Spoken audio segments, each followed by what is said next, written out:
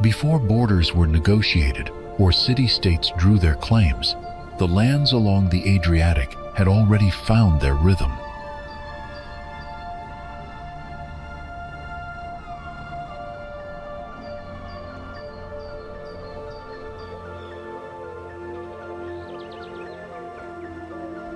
It is a region where time doesn't pass, it lingers, settling into stone walls and riding the sails of fishermen.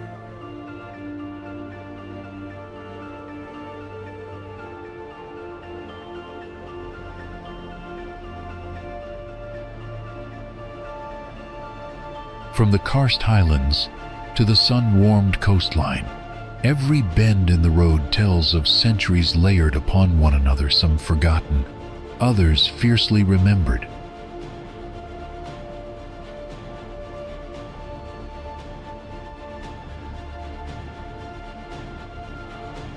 Here, the mountains don't divide but frame, and the sea is not a boundary but a bond, linking cultures, languages, and memories across shores.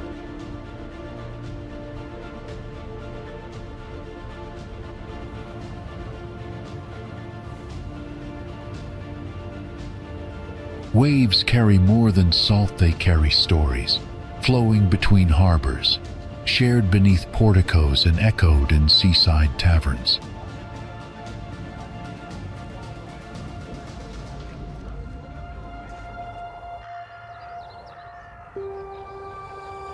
Out on the water, islands drift in and out of view, each holding its own version of the truth.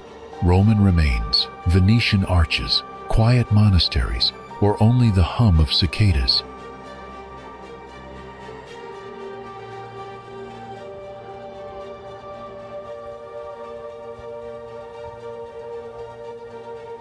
The Adriatic has always been a meeting place of East and West, empire and resistance, permanence and erosion.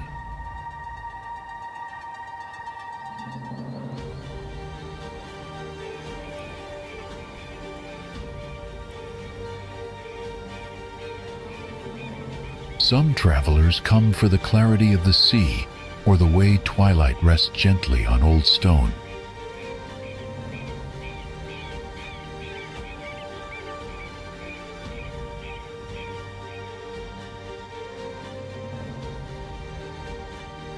But those who linger, who sit longer at the harbor, who walk into the hills, who listen beyond the tourist noise, feel something more enduring.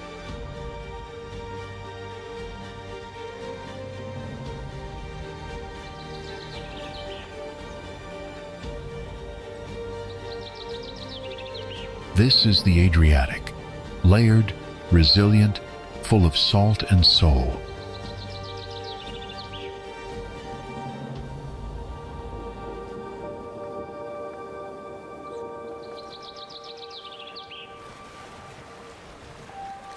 Follow the curve of the coast, the rhythm of the waves, and the whisper of old stone walls. You'll arrive somewhere in between history and dream.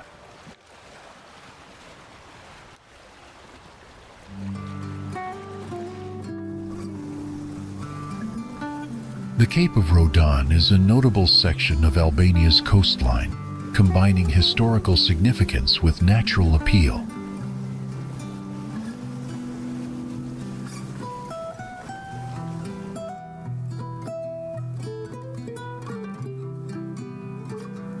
Situated between the Adriatic Sea and dense vegetation, it has served as a key strategic site since the 15th century.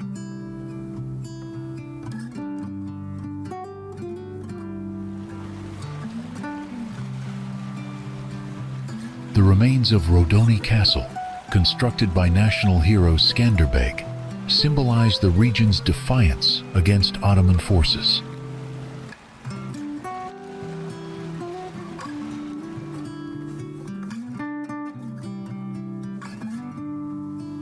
These fortress walls have endured numerous conflicts, standing as enduring evidence of Albania's challenging history.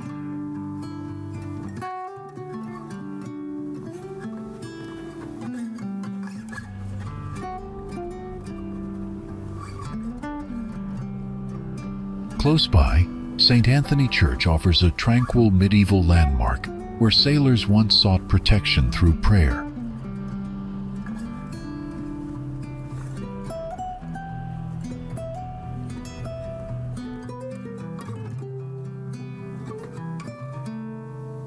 Visitors can still experience this distinct atmosphere, making the area appealing to both historians and outdoor enthusiasts.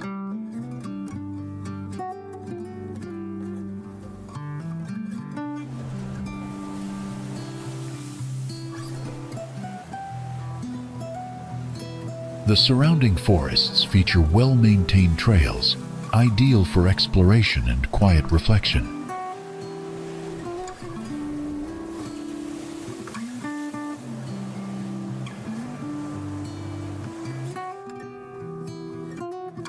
Along the coast, unspoiled beaches provide a peaceful retreat from urban life.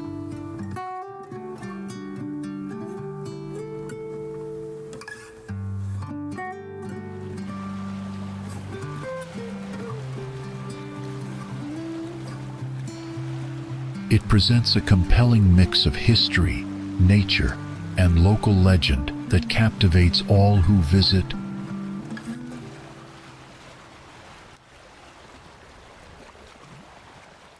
Now, before we move on to the next destination, here's a fun question for you.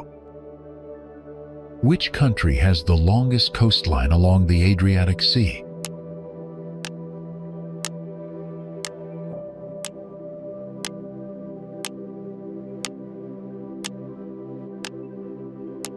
Comment your guess.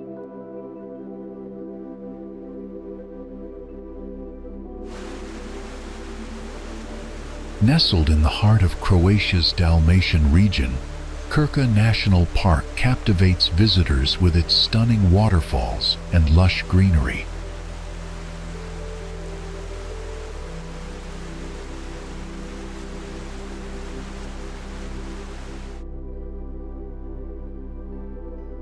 Flowing gently through the park, the Krka River carves spectacular limestone canyons, creating natural pools perfect for swimming in select areas.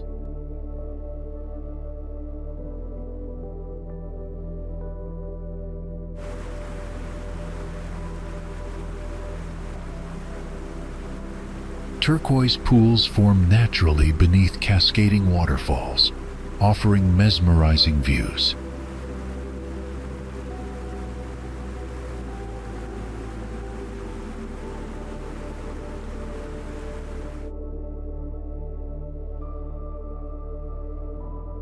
Among these natural wonders, the Skredinsky Buk waterfall stretches nearly 800 meters, impressing all who see its powerful flow and stunning beauty.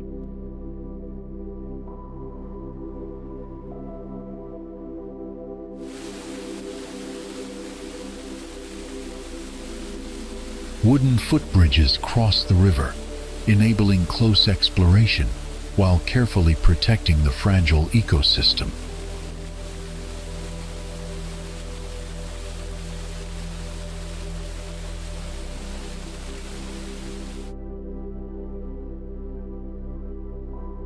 The soothing sound of rushing water blends harmoniously with the rustling leaves, creating a tranquil environment ideal for relaxation.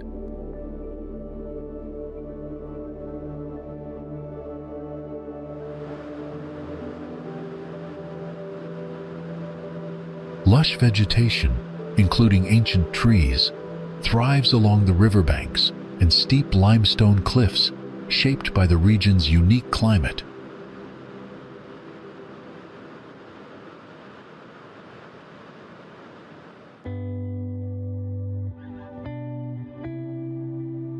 Early mornings reveal breathtaking sunrises reflecting off the calm river surfaces and sparkling waterfalls.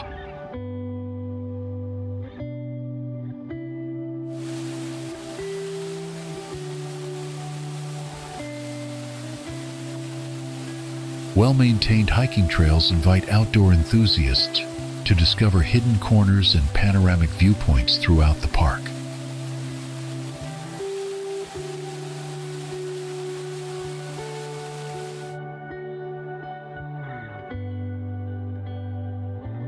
Boats navigating the river provide an alternative perspective on the cascading waterfalls and dramatic karst formations.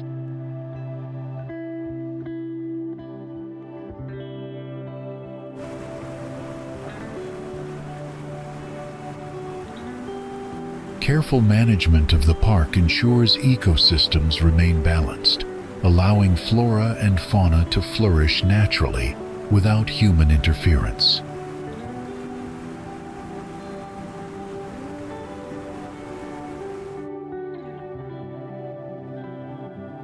The natural contours of Krka's landscape create dramatic contrasts between rugged cliffs and smooth water surfaces, inspiring awe in all who explore the area.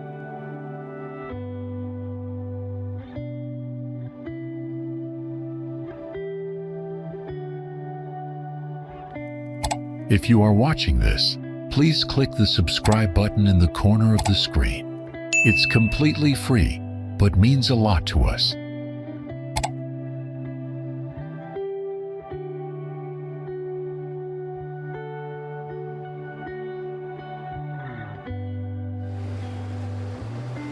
There is a small island in Croatia that stirs a quiet, almost magical feeling in the hearts of lovers everywhere.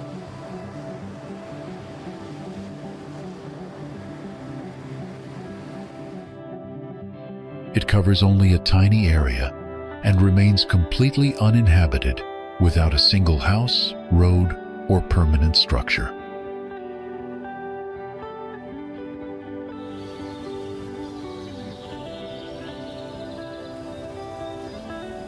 There are no grand natural wonders to admire, just low vegetation, sun-bleached stones, and the endless blue of the sea.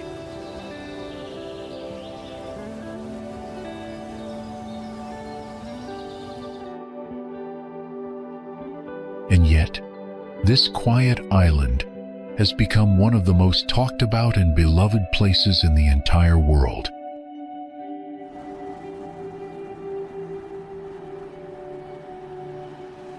Its name is Galešnjak, and what sets it apart from thousands of other islands is something beautifully simple: its shape.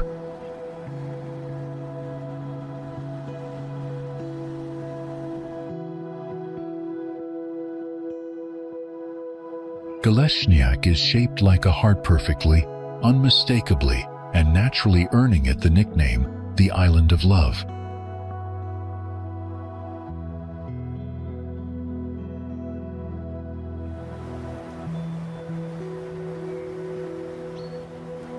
It first captured the world's attention in 2009, when Google Earth revealed its striking silhouette to millions of curious viewers.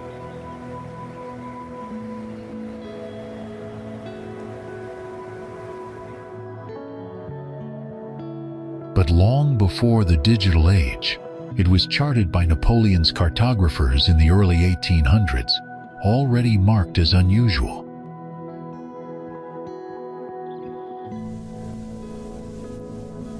In fact, it was included in the 1806 Atlas of the Dalmatian coast, though it remained a quiet secret for years.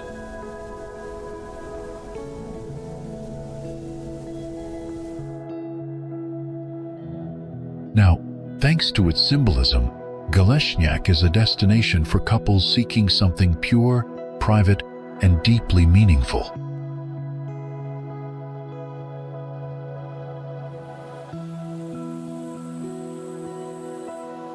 Lovers come here to mark special anniversaries, share honeymoons, or propose surrounded only by sea, sky, and silence.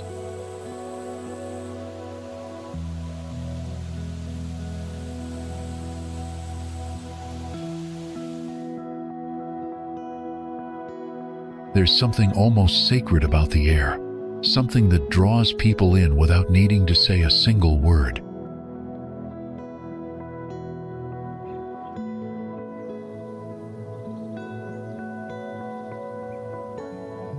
It's not a place of luxury or comfort. It's a place where simplicity becomes the most beautiful expression of love.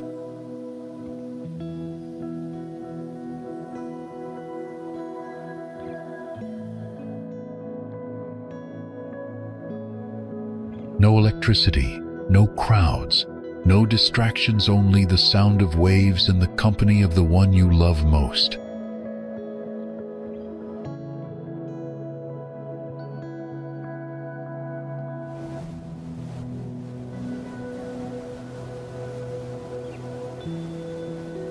Maybe that's why this tiny island in the middle of the Adriatic has become such a powerful symbol of romance.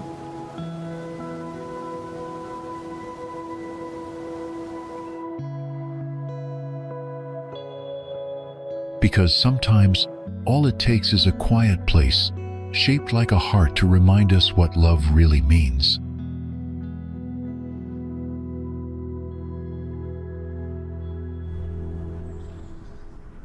Set against a backdrop of green hills and calm Adriatic waters, this marina offers a peaceful retreat for seafarers.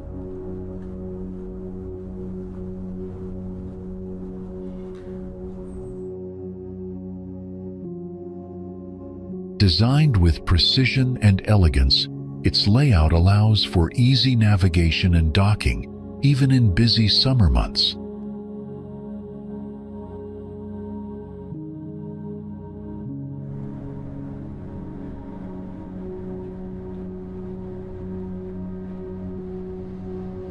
More than 400 berths accommodate vessels ranging from small sailboats to impressive luxury yachts.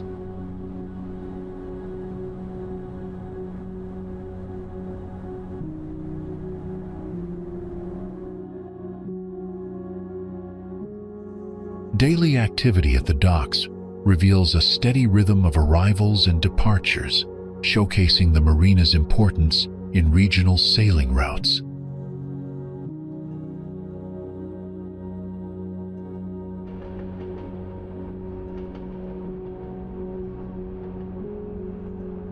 With a reputation for safety, beauty, and professionalism, it stands as a top-tier destination on the Croatian coast.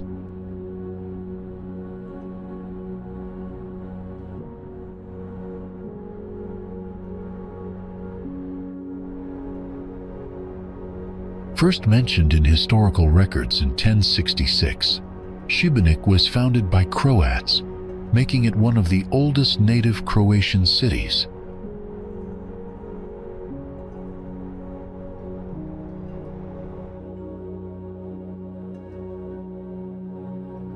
Unlike many coastal towns in Dalmatia, it wasn't originally established by Greeks or Romans but developed as a Slavic settlement.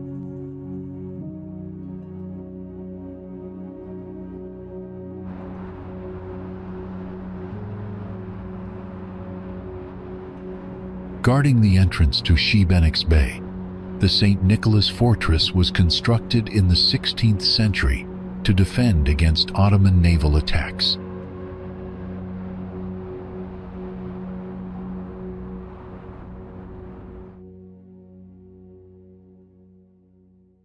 Access to the city's port Wasund still is controlled through the narrow and strategic Sveti Ante Canal, a natural maritime choke point.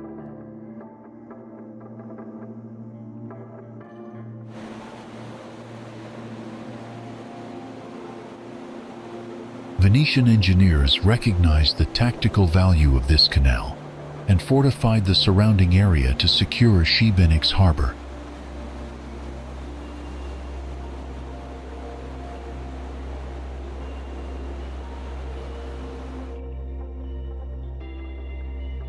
Just beyond the canal lies Zlatni, a small coastal village that once supplied salt and supported the city's defensive outposts.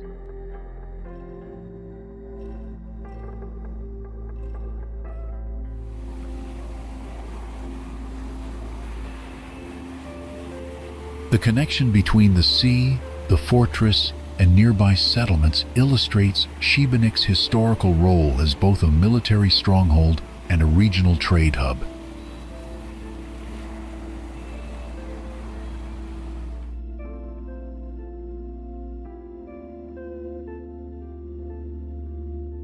Even today, the remnants of these structures reflect the city's enduring legacy along the Adriatic frontier.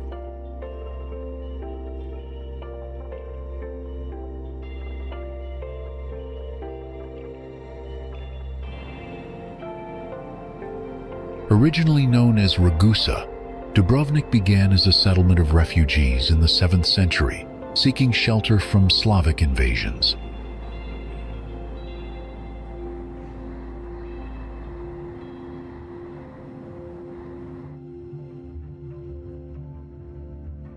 Positioned on the Adriatic coast, it quickly developed into a significant maritime power due to its natural harbor and strategic location.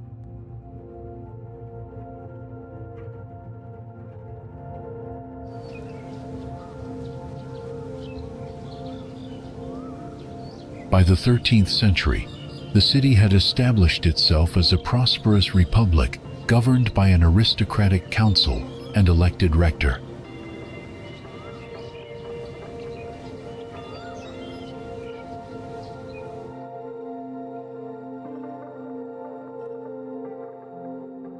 Instead of succumbing to foreign rule, the city skillfully navigated pressures from powerful neighbors to preserve its self-governance.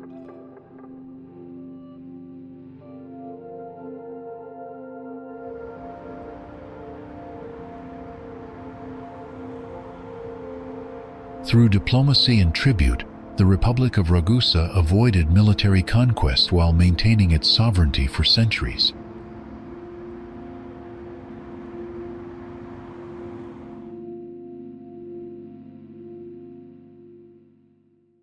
A strong merchant fleet and extensive trade networks helped transform the city into a cultural and economic hub of the Mediterranean.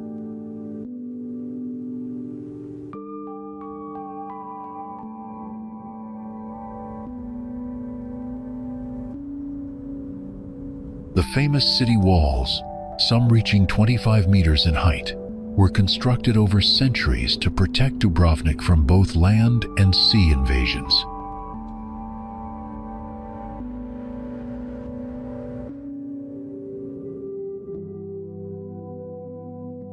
Strong in fortification, yet stronger in ideals, the city championed peaceful diplomacy and legal innovation as pillars of its society.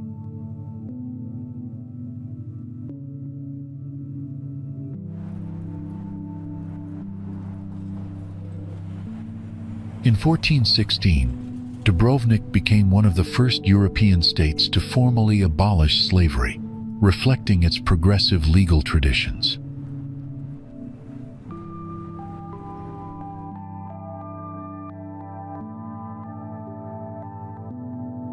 A devastating earthquake in 1667 destroyed much of the city but failed to erase its spirit and resilience.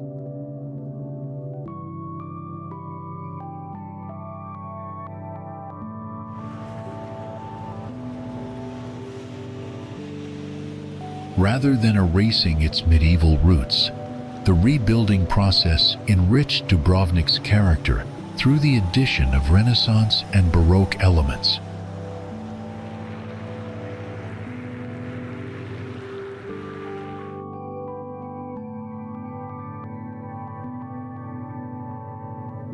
The city's patron saint, Saint Blaise, continues to play a central symbolic role in civic and religious life.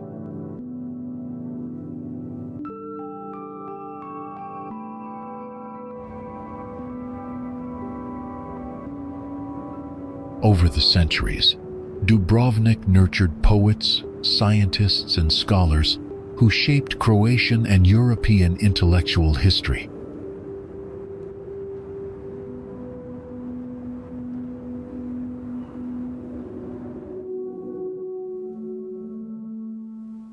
The Republic finally fell to Napoleon in 1808, ending over 500 years of self-governance and maritime prestige.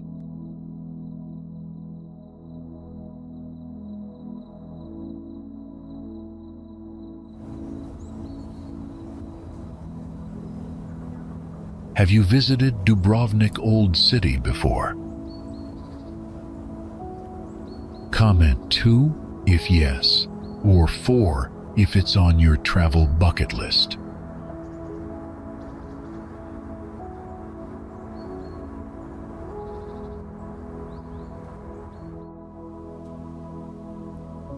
Stari Grad, located on the island of Hvar, is one of the oldest towns in Europe, founded by Greek colonists in 384 BC.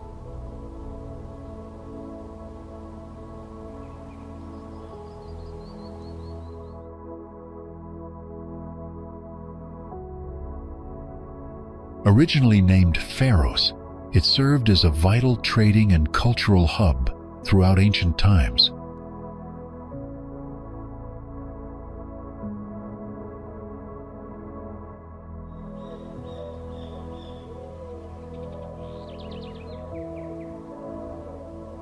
Over centuries, the town experienced Roman, Venetian, and Austro-Hungarian influences that shaped its architecture and local traditions.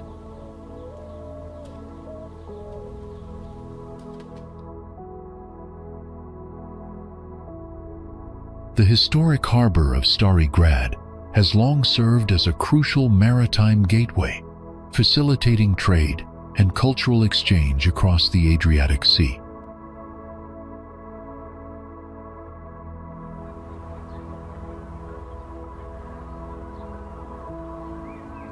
Stari Grad preserves its historical charm with medieval streets and ancient ruins, reflecting a rich past that attracts historians and tourists alike.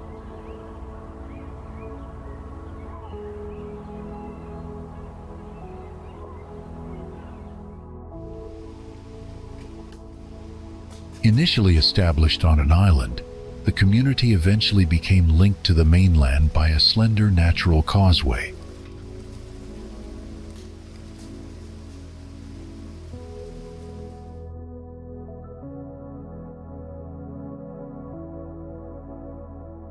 Its geographical transformation from island to peninsula significantly shaped the settlement's development and strategic importance.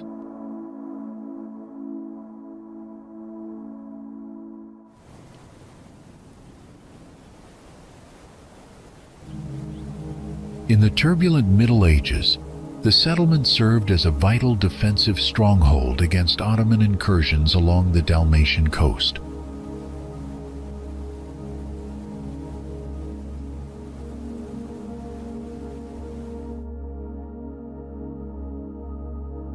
Remarkable stone fortifications and walls built in that era still surround the historic center, preserving its medieval character.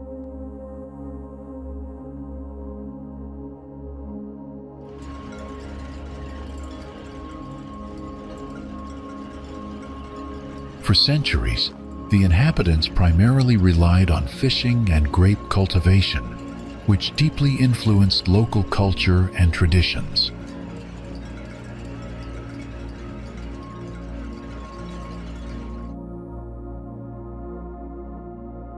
Venetian governance left a lasting imprint on the architecture, evident in narrow cobblestone streets and historic churches constructed with regional stone.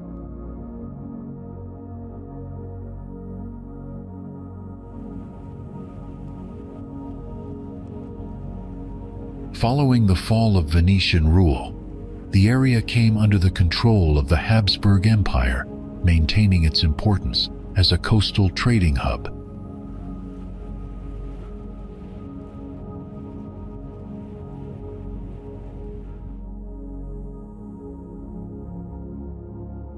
The 20th century witnessed a gradual shift from a traditional fishing village to a beloved tourist destination famed for its charming old town and beautiful beaches.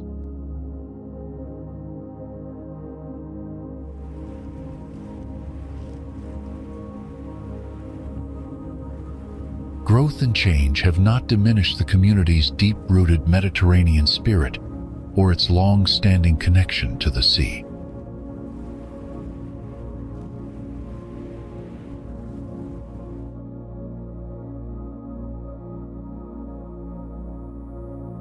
We pull info from many sources. If you see something wrong or have more to share, drop it in the comments.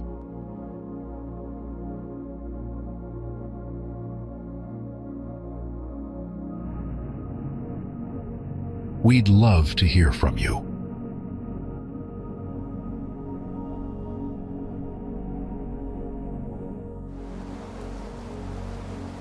Zadar traces its origins back to Roman times, when it was called Iadera, serving as an important regional center.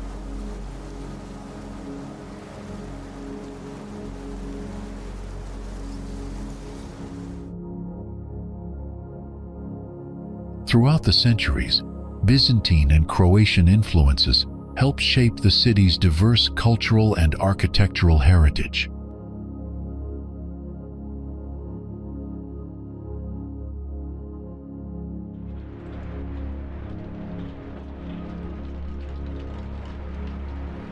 Strong defensive walls constructed in the medieval era protected Zadar from numerous invasions along the Adriatic coast.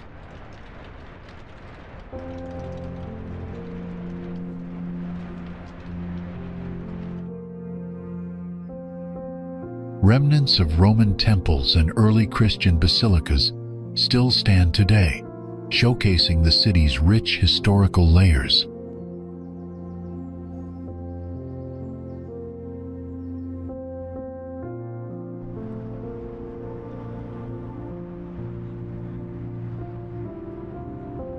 Venetian rule, lasting over 4 centuries, deeply influenced Zadar's urban planning and artistic achievements.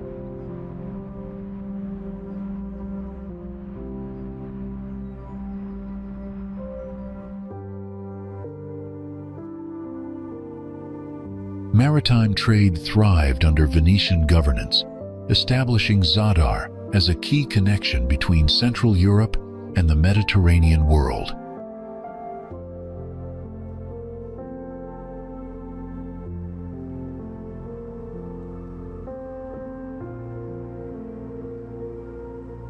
Following the collapse of Venice, Austrian administration brought modernization efforts and infrastructural development to the city.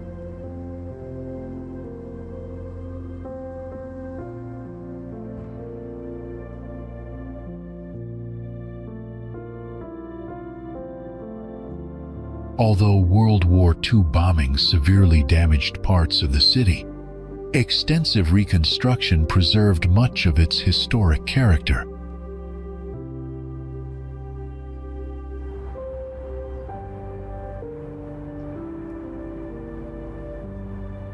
Present-day Zadar successfully integrates its ancient past with a vibrant cultural scene that appeals to visitors worldwide.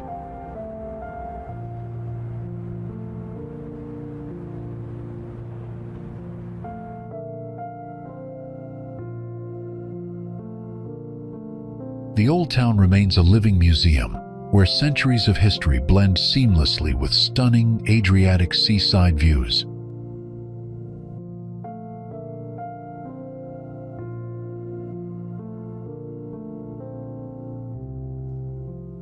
Situated on the northern coast of Hvar Island, the town of Jelsa emerged as a harbor and agricultural center in the Middle Ages.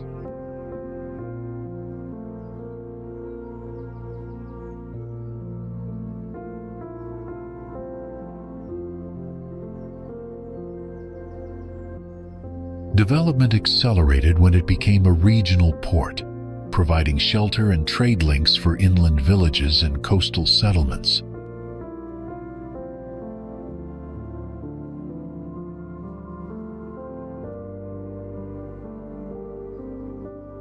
Records from the 14th century indicate the area was fortified to protect inhabitants from frequent pirate raids and Ottoman threats.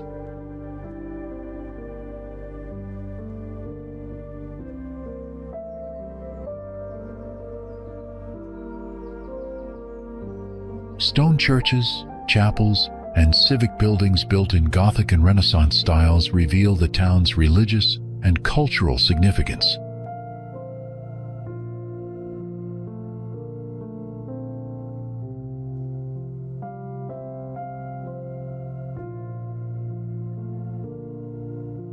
Many of the architectural features seen today reflect Venetian influence, which dominated Dalmatian coastal towns for several centuries.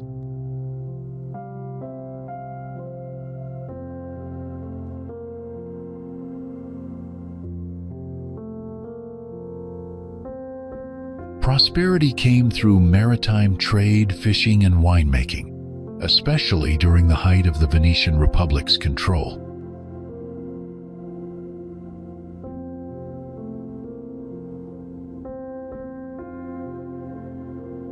After the fall of Venice, Habsburg rule brought administrative changes and introduced new urban planning regulations in the 19th century.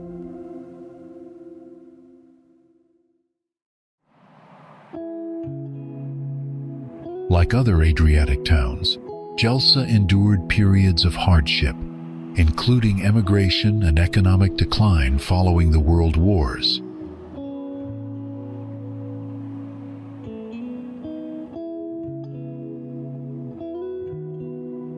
Revival began in the mid-20th century, as tourism increased and local traditions were preserved alongside growing hospitality infrastructure.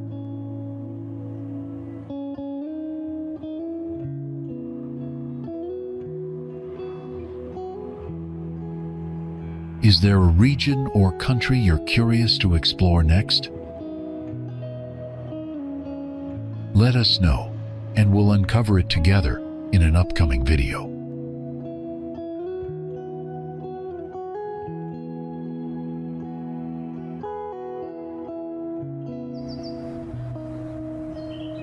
Evidence of human settlement in the Brela area dates back to antiquity, with traces of Illyrian tribes found in nearby hills.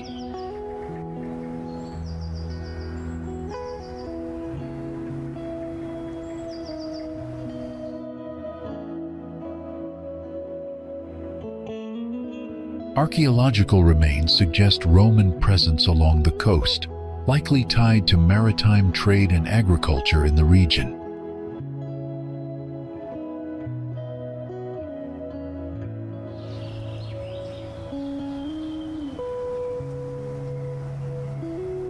Over time, the area became part of the early Croatian duchies, gradually forming villages centered around farming and fishing.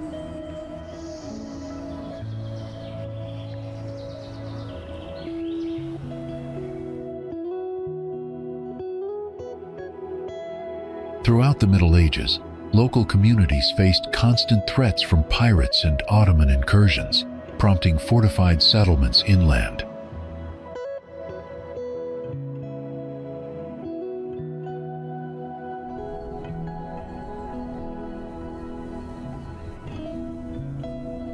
Many of Brela's stone houses and chapels reflect traditional Dalmatian architecture shaped by centuries of coastal life.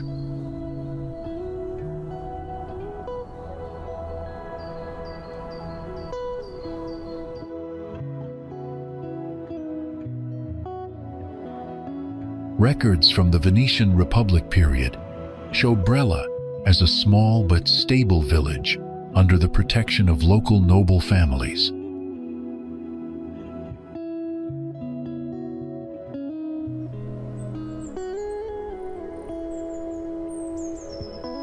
The Venetian influence brought new trade opportunities and cultural elements, particularly in religion, language, and art.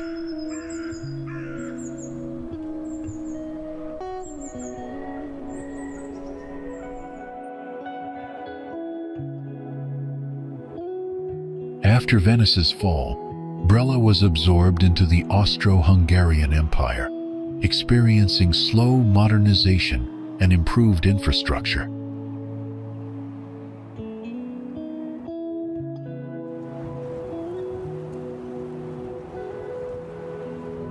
Despite political changes, the local economy remained reliant on olive oil, wine, fishing, and seasonal labor migration.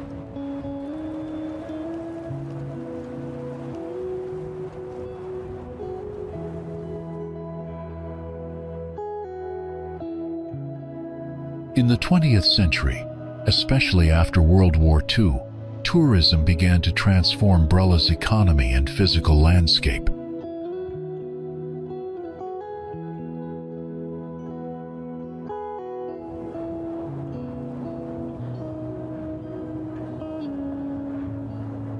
Traditional stone dwellings were joined by guest houses and seaside promenades, as the village adapted to growing international interest.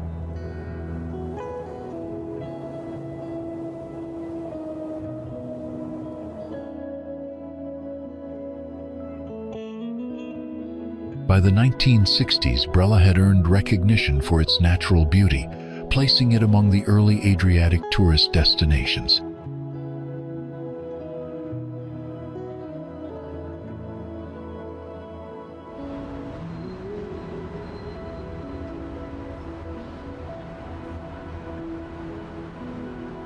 Even with tourism's rise, the town managed to preserve its cultural heritage through festivals, music, and architectural conservation.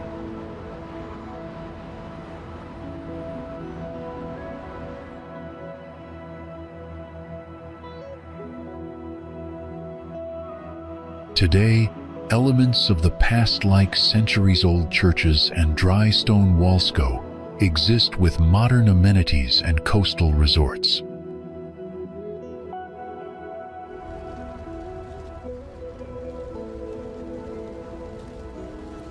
Brela's historical journey reflects the broader evolution of Dalmatia, shaped by empires, resilience, and deep ties to land and sea.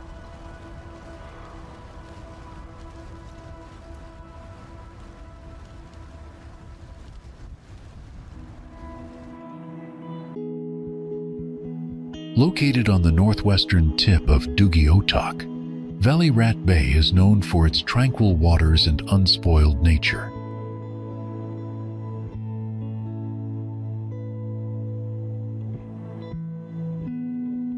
Sheltered from strong winds, the bay offers ideal anchorage for sailors seeking peace far from busy tourist hubs.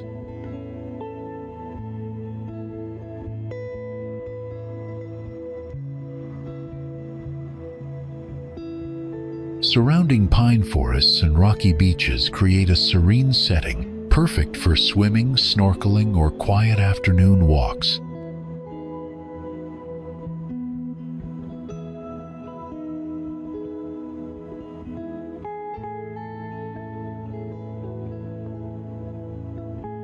The nearby Veli Rat Lighthouse, built in 1849, adds historical charm and guides vessels navigating the open Adriatic.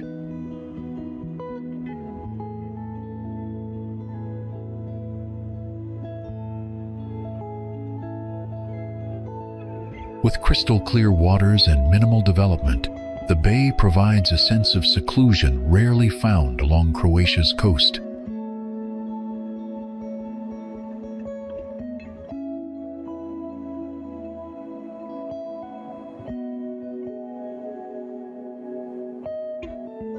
Even in peak season, the atmosphere remains peaceful, drawing those in search of solitude and natural coastal beauty.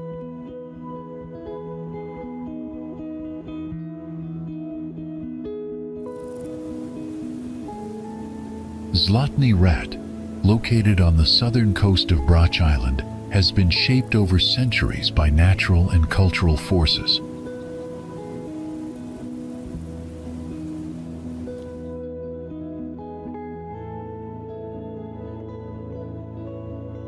Its unique horn-like shape is the result of sediment deposits shifted constantly by winds, waves, and sea currents.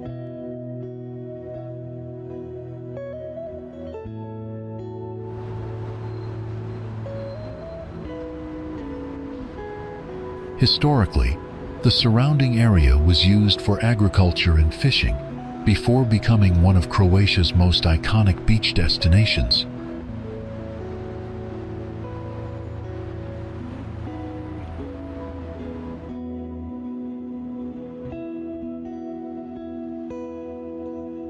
Thanks to consistent thermal winds known as the Maestral, Zlatni Rat has become a paradise for passionate windsurfers across Europe.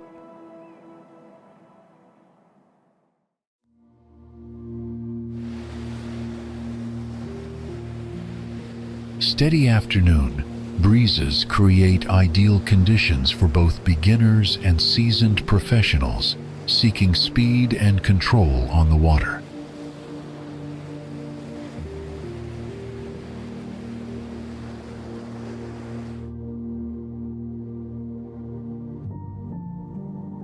Windsurfing schools near the beach offer expert instruction and equipment rentals, making the sport accessible to visitors of all skill levels.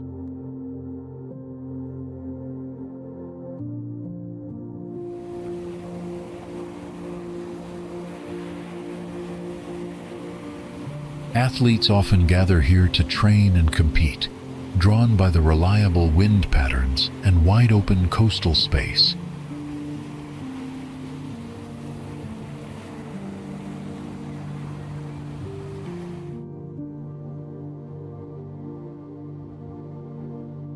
During summer months, colorful sails fill the horizon as surfers glide effortlessly along the crystal-clear Adriatic waters.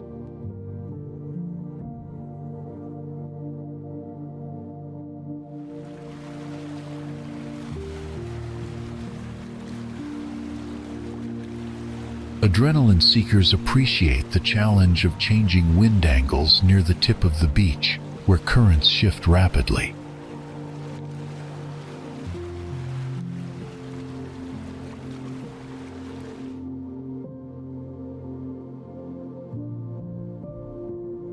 The curved shape of the shoreline allows surfers to ride in both directions, depending on wind strength and time of day.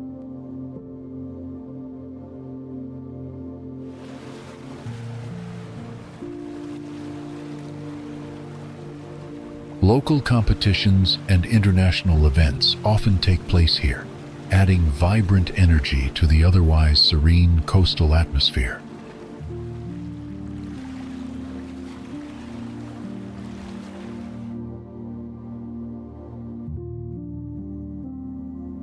For those not windsurfing, simply watching the skilled maneuvers of surfers becomes an unforgettable part of the Zlatni Rat experience.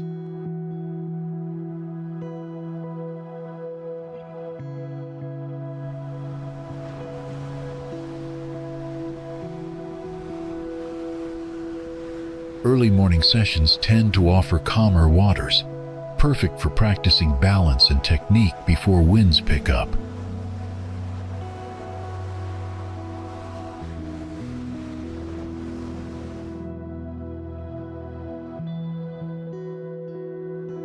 Many return year after year, drawn by the thrill, the scenery, and the strong sense of community among fellow surfers.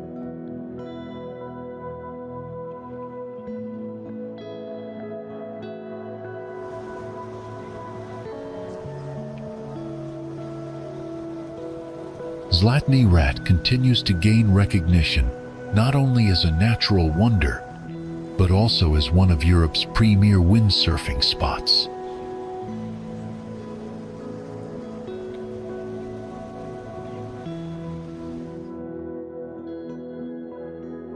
Tucked away on the island of Šibenik, this quiet bay offers crystal clear waters ideal for swimming and peaceful relaxation.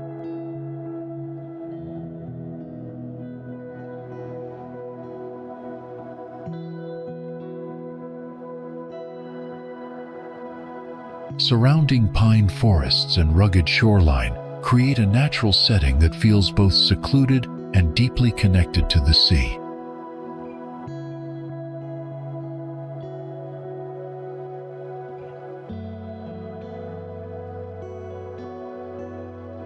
Many arrive by boat or coastal trail, seeking calm waters, untouched scenery, and a break from crowded tourist areas.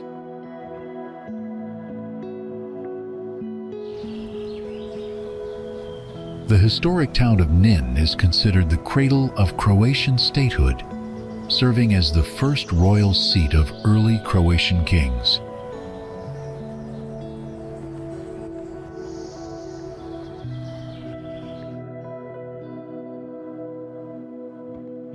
Founded over 3,000 years ago, the settlement developed from an Illyrian stronghold into a flourishing Roman municipium known as Enona.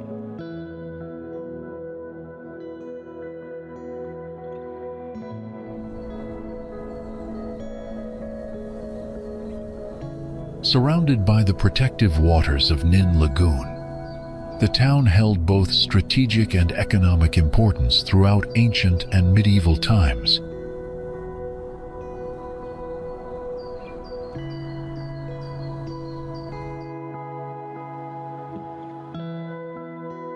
Roman ruins, including temples, baths, and a forum, still lie beneath or beside modern structures, testifying to its classical heritage.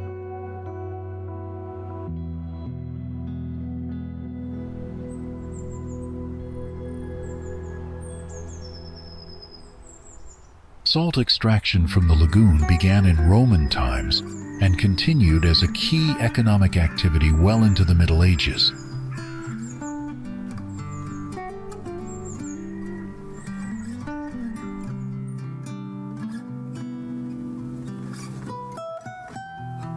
Christianity was established early in the region, and Nin became an ecclesiastical center with its own bishop as early as the 9th century.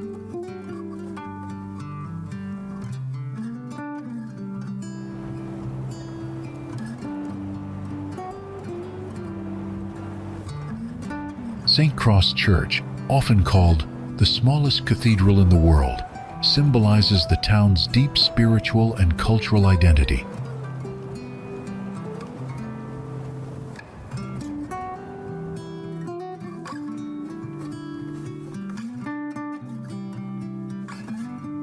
As the seat of the first Croatian bishop, Nin played a critical role in shaping national religious traditions and liturgy.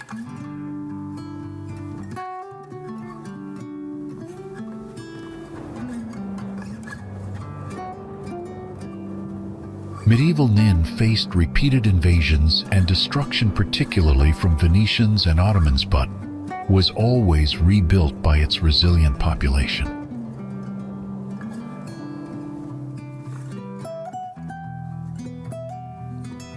The lagoon's shallow, protected waters not only supported fishing and salt works, but also aided in defending the town from attack.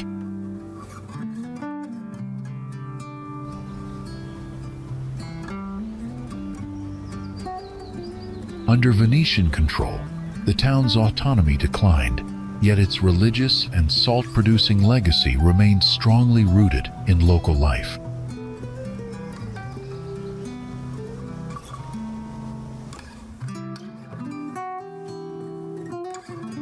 In later centuries, parts of the town were destroyed again, including during the 20th century wars, but key monuments survived or were restored.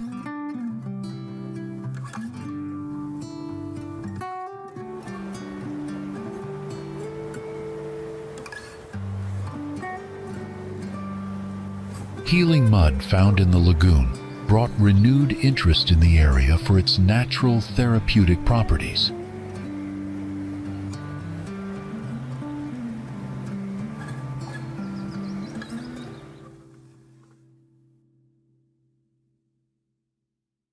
The town and its surrounding lagoon are protected as cultural and natural heritage zones, drawing those interested in history and healing.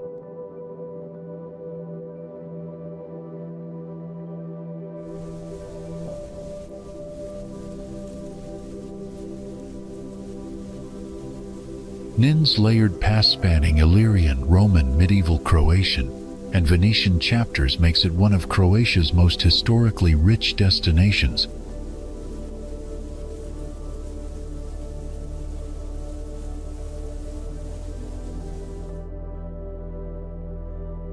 Located on the western part of Hvar Island, this municipality includes the historic town of Hvar and several nearby villages.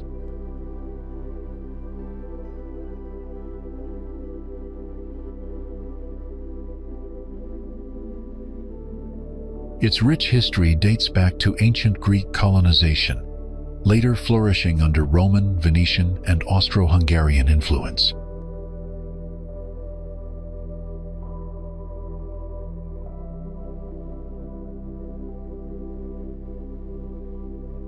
Tourism, agriculture, and cultural heritage define the area today, with stone architecture and lavender fields shaping the island's identity.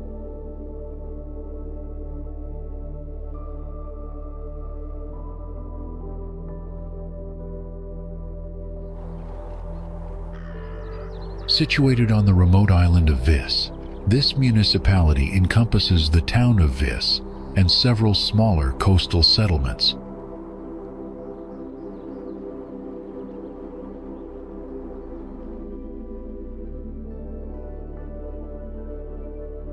Historically, the area was a key naval base and trading hub, with Greek, Roman, and Venetian influences still visible today.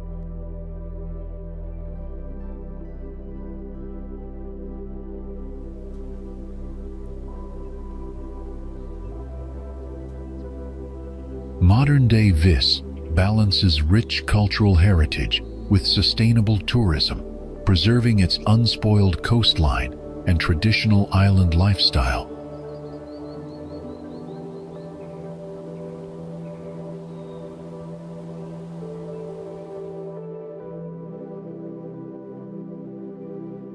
Sheltered by gently sloping hills and olive groves, Vela Bay provides calm, protected waters ideal for anchoring and swimming.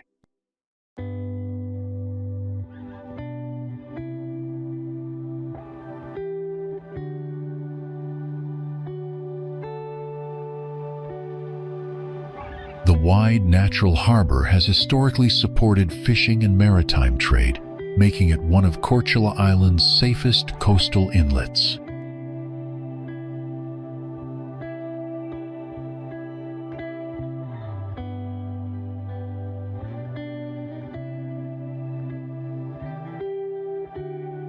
Nestled at the bay's end, the town of Vela grew over centuries as a community closely tied to the sea and land.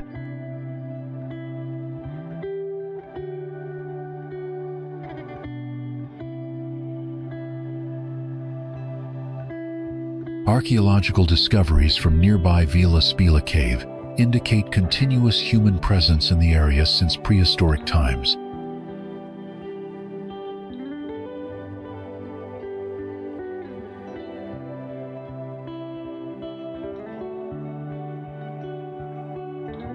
Fishing, olive cultivation, and shipbuilding sustained the town for generations, shaping both its economy and way of life.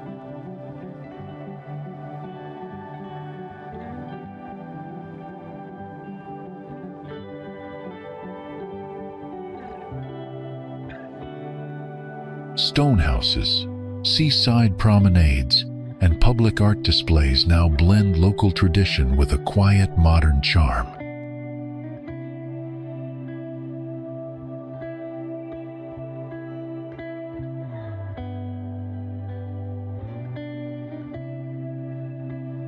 In recent years, Vela has embraced tourism while preserving its cultural identity, natural beauty, and strong artistic spirit.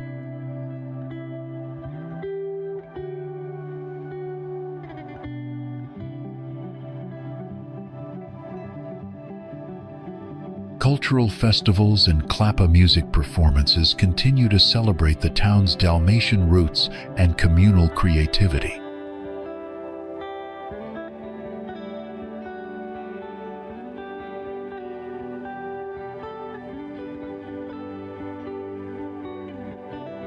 Despite modern development, the town maintains a relaxed pace of life that reflects its deep island heritage.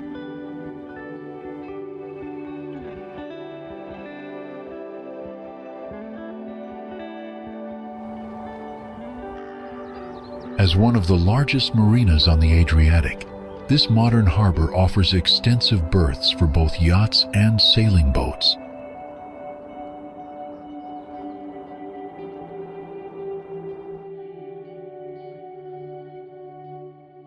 Surrounded by crystal-clear waters and sleek nautical design, the marina provides easy access to nearby islands and hidden coves.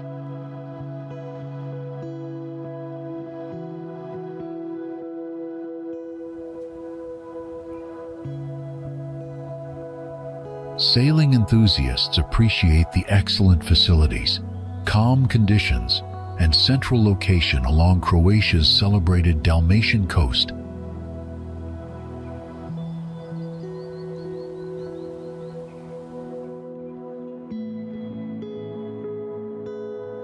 Founded by ancient Greek settlers in the 6th century BCE, The town was originally named Korčula Malena.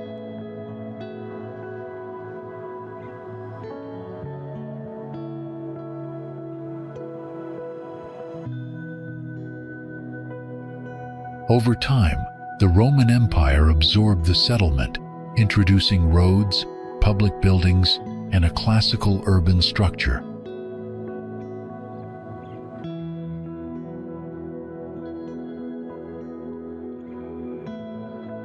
With the arrival of Slavic tribes during the early medieval period, the town's cultural and linguistic character began to shift.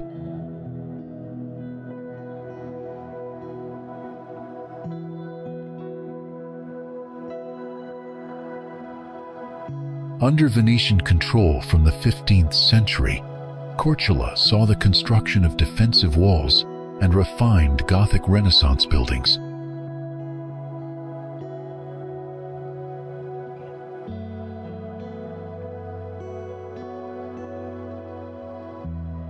Designed to limit wind and maximize ventilation, the town's fishbone street layout reflects advanced medieval urban planning.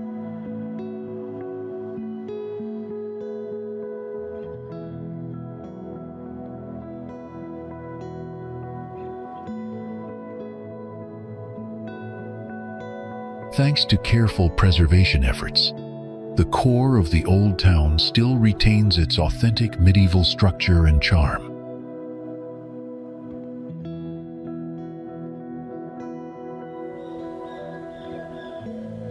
The Cetina River, the longest in central Dalmatia, is known for its mysterious karst beauty and unexplored underground systems.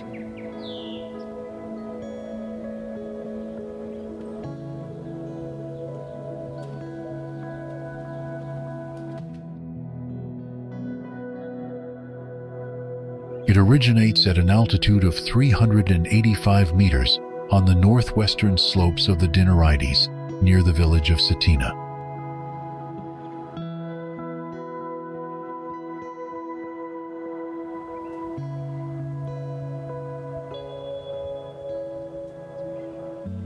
Among its 8 sources, the deepest and largest is Glavashevo Lake, which plunges to a depth of 130 meters.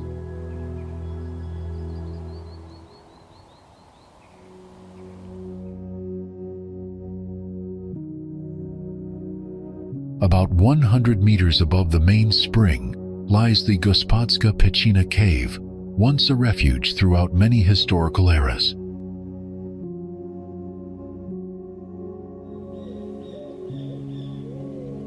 The riverbanks and mountain slopes around the Cetina hold rich archaeological sites with findings from various periods.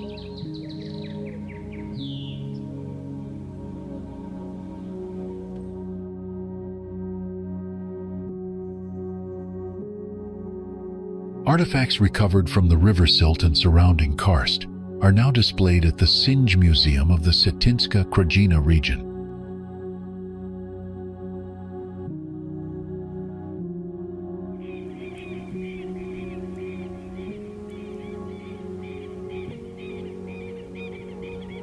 Some theories claim the river's name comes from the Polish river Cetina, though others trace it back to the ancient Dalmates Cantona.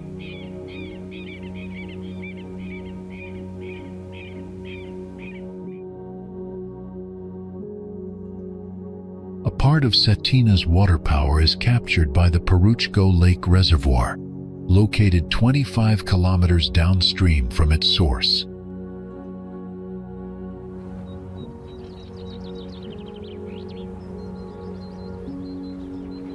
After leaving the reservoir, the river flows through karst terrain and the Sinsko-Polje plain toward the town of Sinj.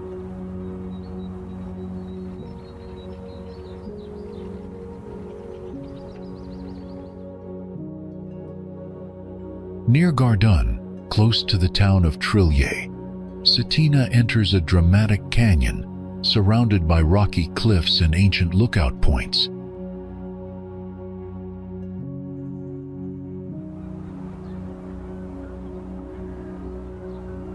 Within the canyon, the river deepens and slows, creating a calm yet powerful presence in the landscape.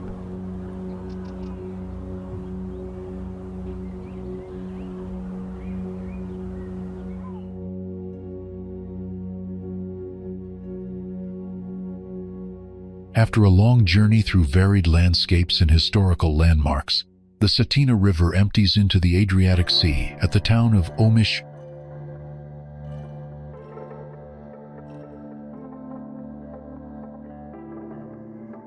What if paradise was not an island, but a group of shimmering freshwater lakes hidden close to the sea?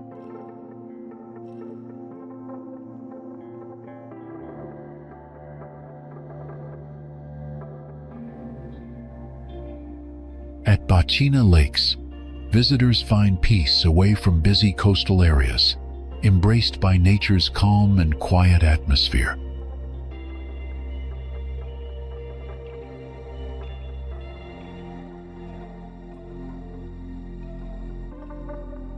Seven interconnected lakes lie surrounded by rolling hills filled with olive groves and dense pine forests nearby.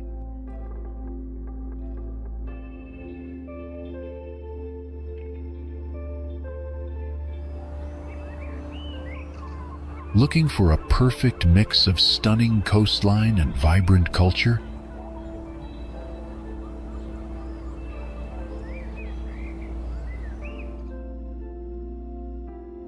Makarska Riviera might be the ideal place.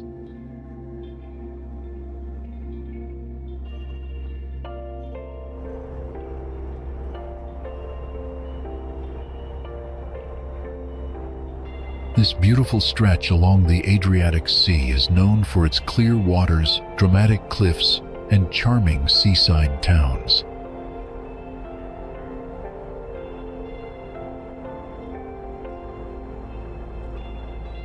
Visitors can relax on sandy beaches or dive into the refreshing turquoise waters under the warm Mediterranean sun.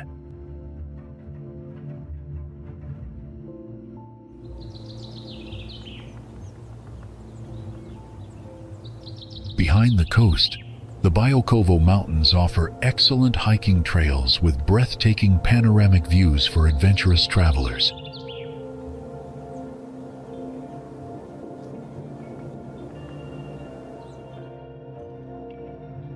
The lively town of Makarska features busy markets, scenic promenades, and a rich variety of local culinary delights.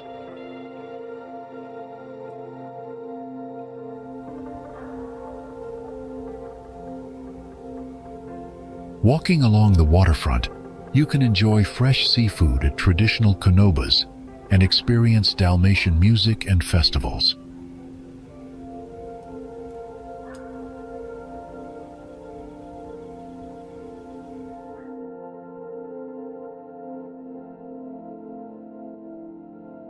Water sports lovers have opportunities for sailing, kayaking, or paragliding to admire the coastline from the sky.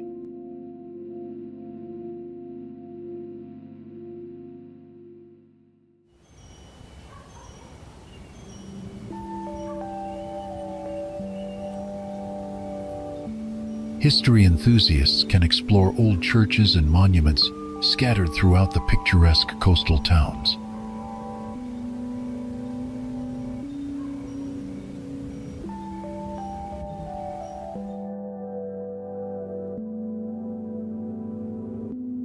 Throughout the year, Makarska Riviera welcomes travelers seeking a deep connection with nature and cultural heritage.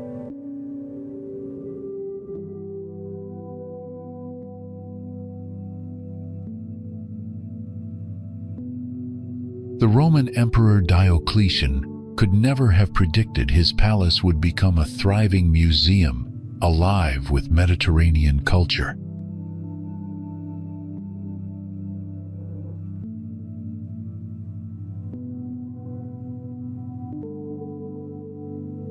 Split beautifully intertwines 1,700 years of legacy within palace walls, where everyday life continues among ancient Roman architecture.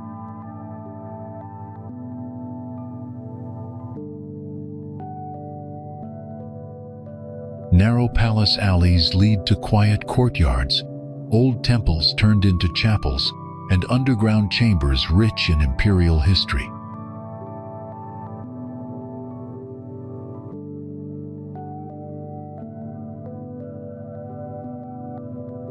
Split's famous Riva promenade runs along the harbor, where locals sip coffee and watch ferries depart for nearby islands.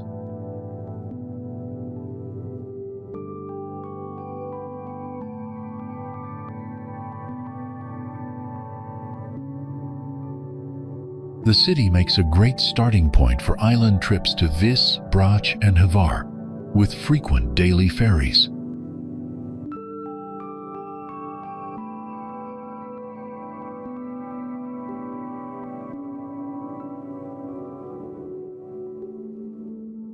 Open-air markets offer fresh produce, olive oil, and seafood, while family-run konobas serve dishes like pashtakada and grilled fish.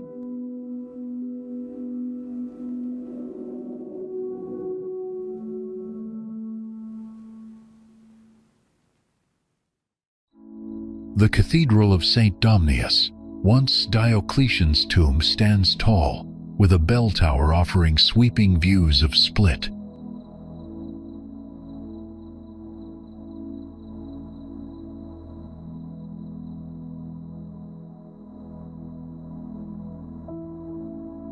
Margin Hill provides forest trails, quiet beaches, and lookout points, an ideal place to escape Split's busy historic center.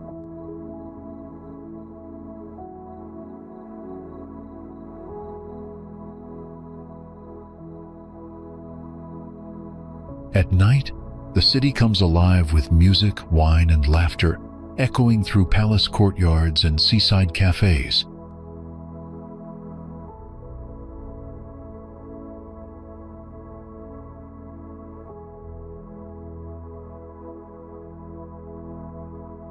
Split is the perfect base for Dalmatian travel, offering ancient history, modern comfort, and easy access to coastal adventures.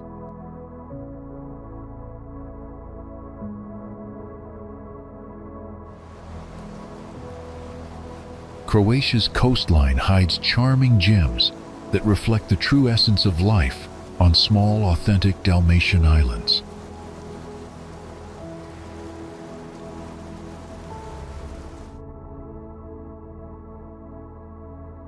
These lesser-known towns may seem modest, but they charm visitors with natural beauty and a deeply rooted sense of community.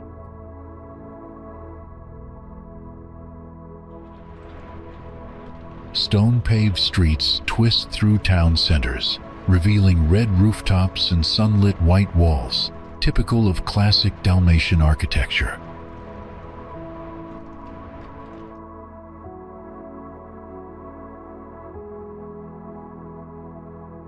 Travelers enjoy seafood in cozy taverns, where family recipes are honored and the atmosphere feels like home.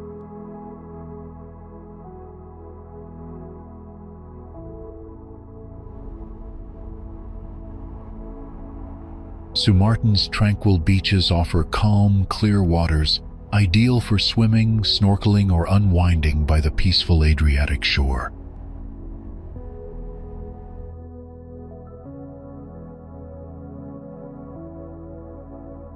Year-round, local festivals and events showcase Sumartin's maritime roots and proudly celebrate its rich cultural heritage.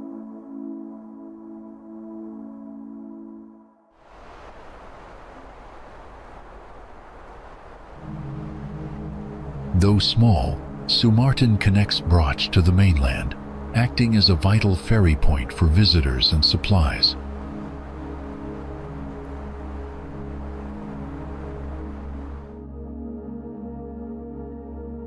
Surrounding pine forests and scenic coastal paths give hikers stunning views and refreshing walks through nature.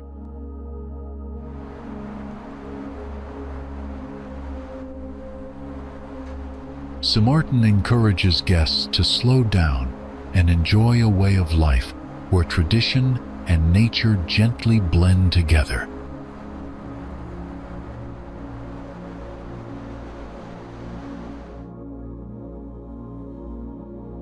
Petrčane is a peaceful coastal village near Zadar, known for its calm beaches and crystal-clear Adriatic waters.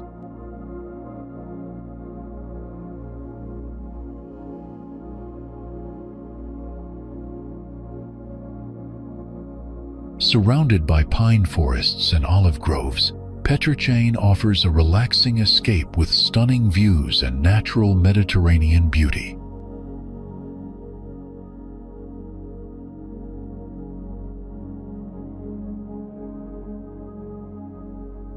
Visitors enjoy traditional Dalmatian cuisine at seaside restaurants, where sunsets and fresh seafood create unforgettable dining experiences.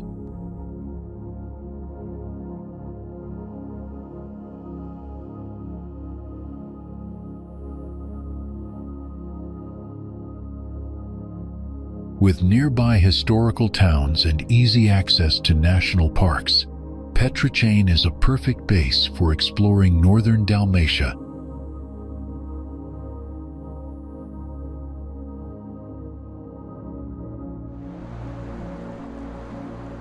Opatija's roots trace back to the 19th century, when it became one of the Mediterranean's earliest seaside resort towns.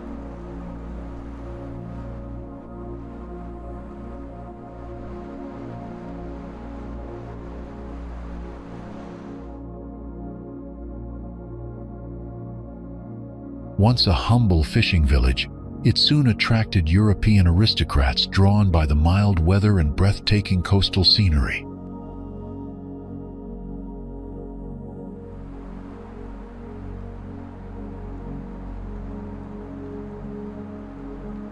Elegant villas and historic hotels still line Opatija's promenade, preserving the refined charm of its glamorous past.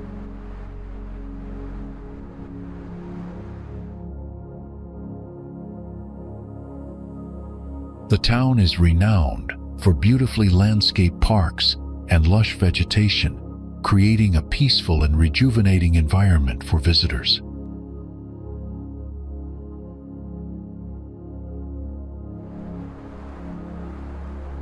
Among the highlights is American Gardens Park, featuring exotic greenery, bright blooms, and quiet paths perfect for relaxed strolls.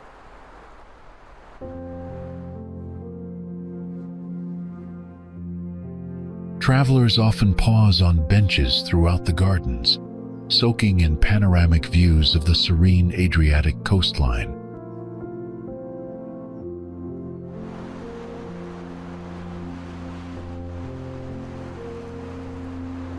The shoreline combines rocky inlets and pebble beaches, offering ideal spots for swimming, sunbathing, or simply enjoying the sea breeze.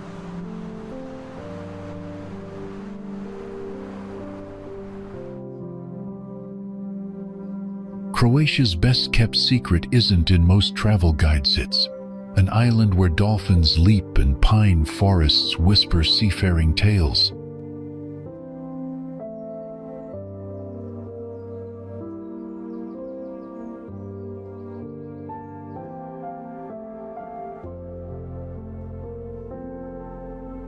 Laguna, known as the Island of Vitality, charms travelers with unspoiled beauty and peaceful Mediterranean atmosphere far from large crowds.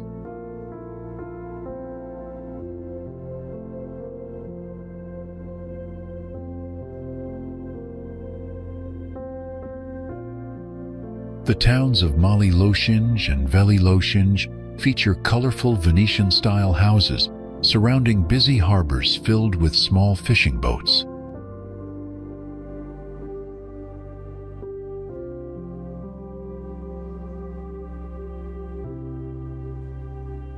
This island is a haven for nature lovers, home to diverse plant life and playful dolphins spotted in nearby crystal waters.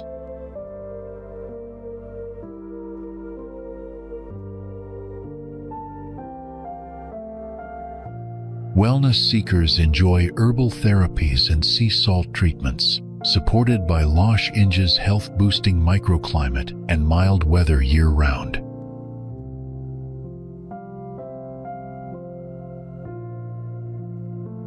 Eco-conscious tourism here safeguards the environment while providing immersive cultural experiences rooted in nature and local island life.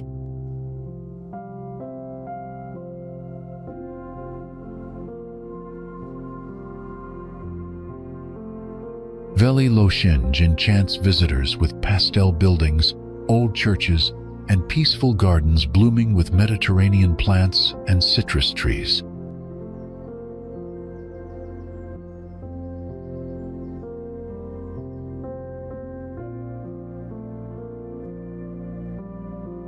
The town's hillside paths lead to panoramic viewpoints, quiet coves, and artistic spaces that reflect its tranquil character.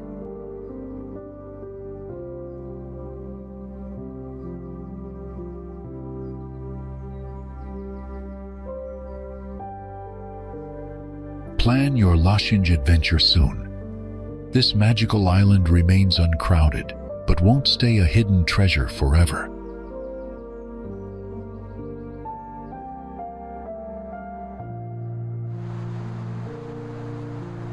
Its location at the Cetina River mouth made Omiš a strategic point for trade and defense throughout history.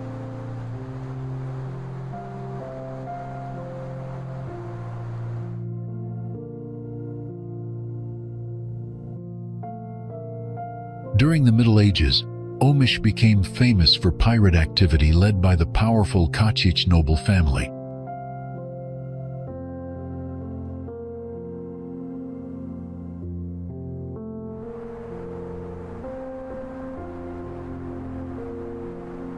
From the 12th to 14th centuries, Omiš pirates controlled parts of the Adriatic Sea, attacking merchant ships regularly.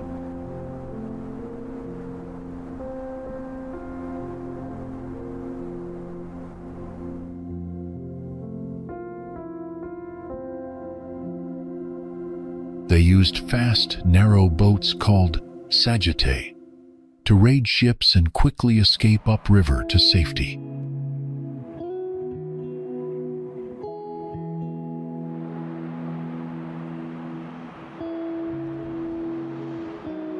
Venice and other maritime powers tried to end piracy, but Omiš pirates resisted for over 200 years.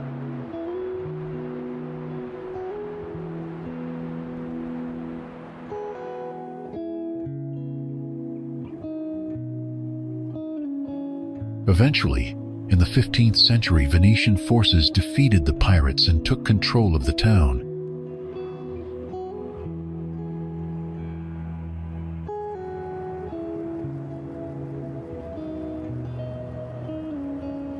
After Venice gained power, Omiš focused on peaceful trade, agriculture, and fishing, reducing pirate threats.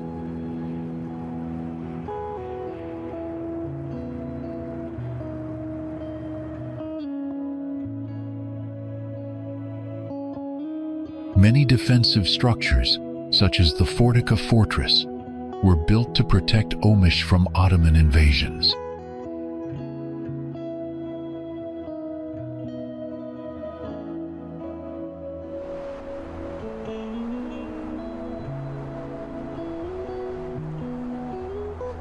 The Ottoman Empire threatened inland areas, so Omiš remained heavily fortified during the 16th and 17th centuries.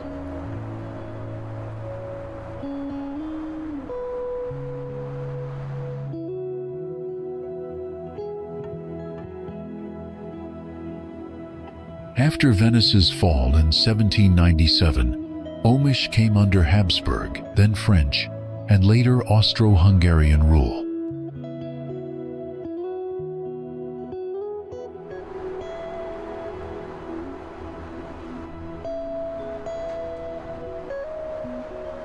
Each ruling empire left cultural and architectural influences still visible in Omiš's historic center today.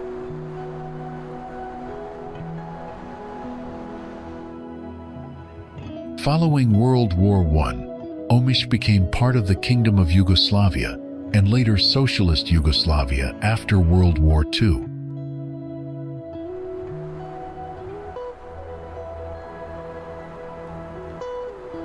Omiš welcomes visitors with its rich history, beautiful scenery, and proud pirate heritage celebrated locally.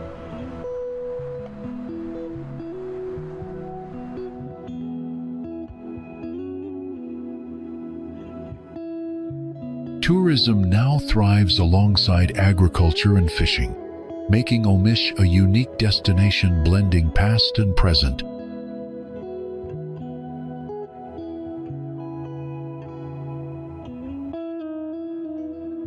Bol is a charming town located on the southern coast of Brač Island, known for its stunning beaches.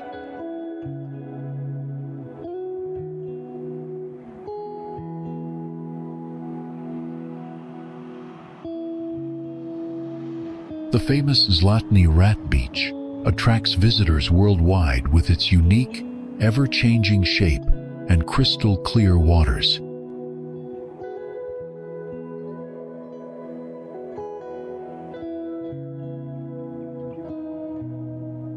This famous beach constantly changes shape due to sea currents and wind, creating a rare natural phenomenon.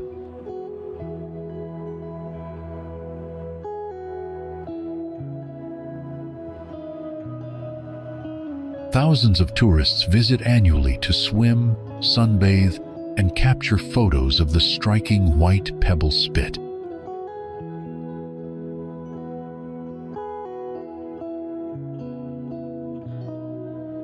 The unique location also provides excellent conditions for windsurfing, making it a hotspot for water sports enthusiasts.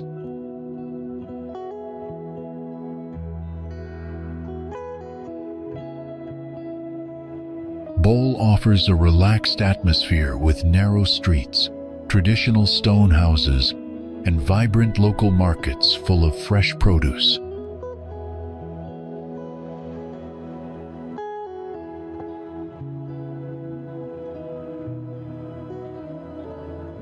Water sports such as windsurfing, kite surfing, and snorkeling are popular activities enjoyed by tourists in Bol.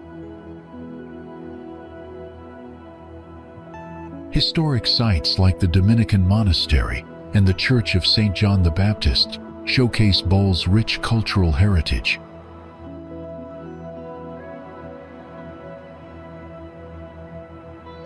Hiking trails around Bol lead to breathtaking viewpoints overlooking the Adriatic Sea and surrounding islands.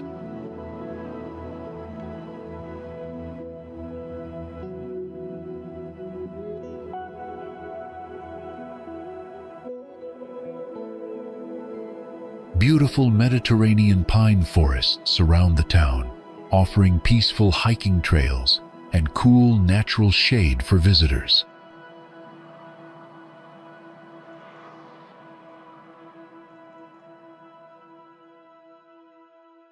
Villa Mir I Mor in Bol offers guests stunning sea views combined with modern comforts in a peaceful atmosphere. Located just minutes from Zlatni Rat Beach, Villa Mir I Mor provides spacious rooms and excellent hospitality for visitors.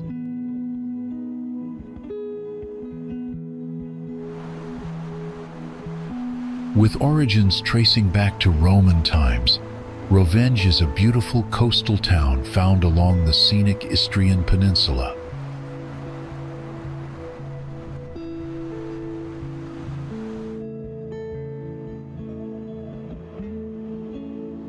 For over 4 centuries, Rovenge flourished under Venetian governance, evolving from its origins as a modest fishing village.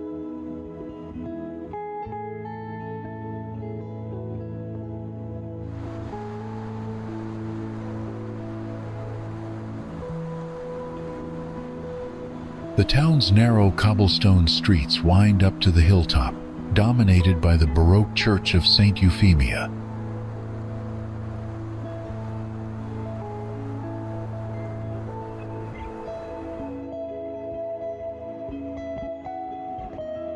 Built in the 18th century, the church houses the saint's relics and offers panoramic views of the Adriatic Sea.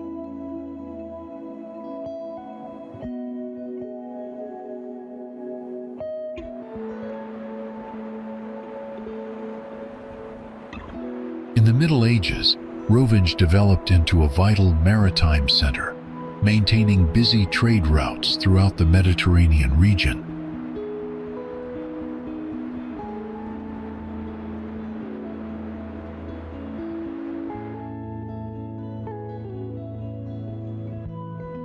Venetian architecture still defines much of Rovinj's historic center, reflecting its long-standing cultural connections with Italy.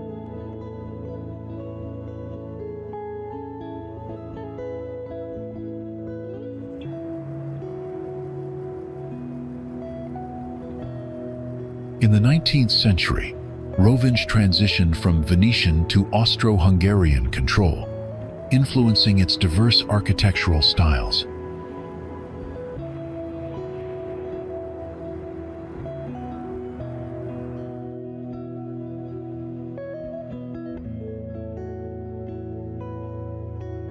World War II brought turmoil to the region, but Rovinj managed to preserve much of its historic charm despite the conflicts.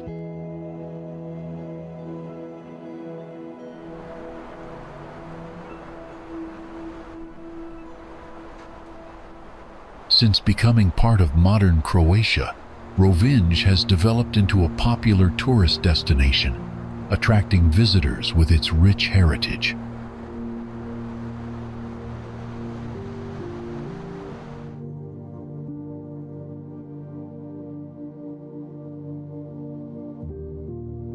The vibrant history of Rovinj blends naturally with today's dynamic lifestyle, resulting in a unique town where the old and new unite beautifully.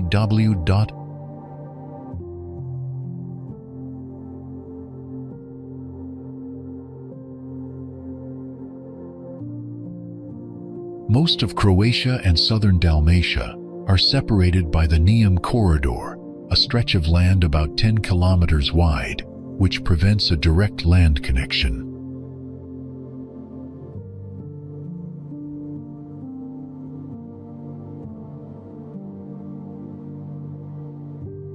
Most of Croatia and southern Dalmatia are separated by the Neum Corridor, a stretch of land about 10 kilometers wide, which prevents a direct land connection.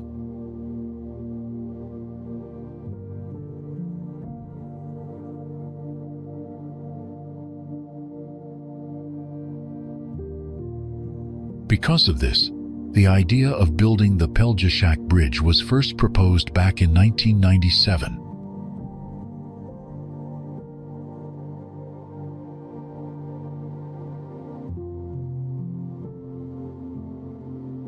The plan was officially included in the Spatial Development Strategy in 2000, and construction began 7 years later.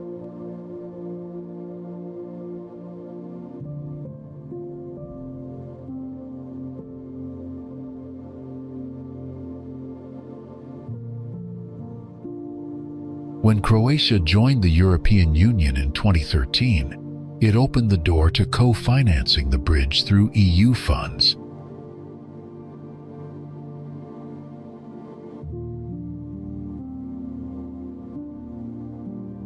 The European Union contributed €357 million in grants, covering 85% of the total estimated cost of €420 million.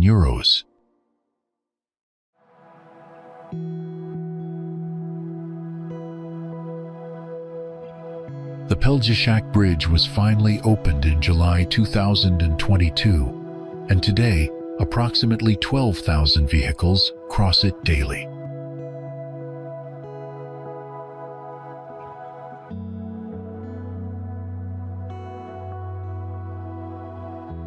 Initially, experts from the Faculty of Civil Engineering in Zagreb designed the bridge, but this plan was later replaced by a design from Slovenian engineer Marjan Pipenbacher.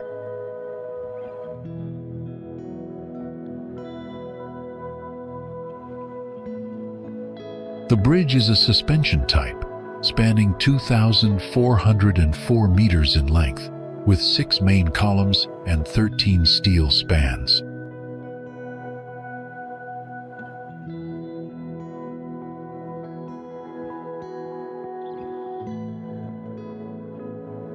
It stands 55 meters high to allow ships to pass smoothly underneath, respecting Bosnia and Herzegovina's access to the Adriatic Sea via Neum.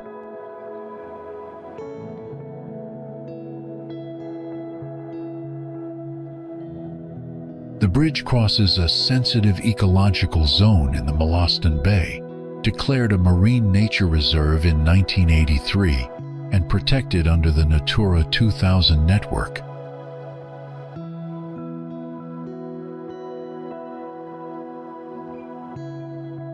The bridge is exclusively for motor vehicles, requiring a minimum speed of 60 kilometers per h.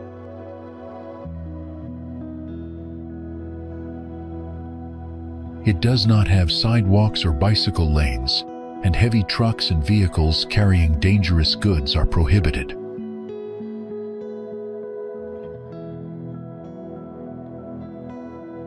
Traffic flows in both directions on 2 lanes.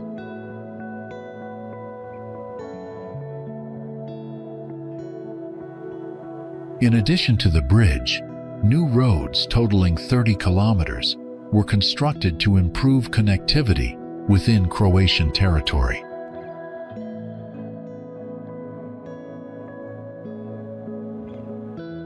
As a fun fact, the bridge connected Komarna near Stan with Brijest on the Pelješac Peninsula, marking a historic moment in uniting Croatian territory after more than 300 years.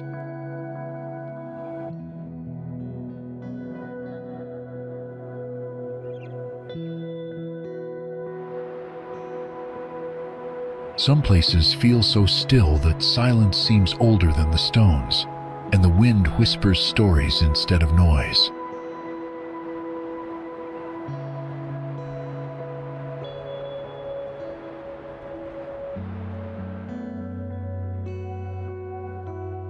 Kres is one such Placian island, stretched long and thin, carved by cliffs, woods, and half-remembered trails.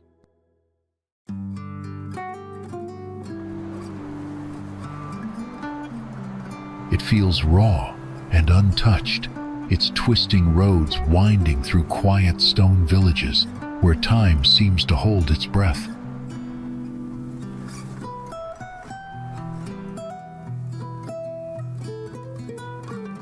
In Lubinis, a village perched high on a ridge, ancient walls gaze out over the Adriatic in solemn silence.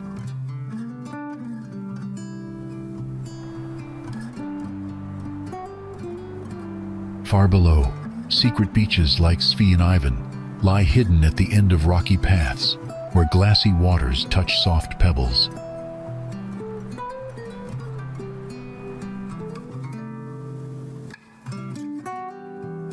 Dry air carries the scent of wild herbs, blending with pine needles and the tang of sea spray.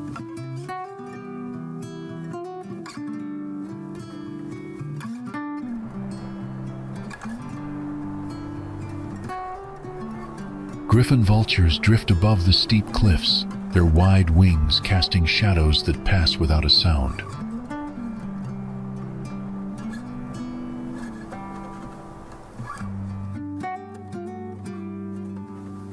Down in the port town of Krka, boats sway gently against the docks, while locals linger over coffee beneath faded facades.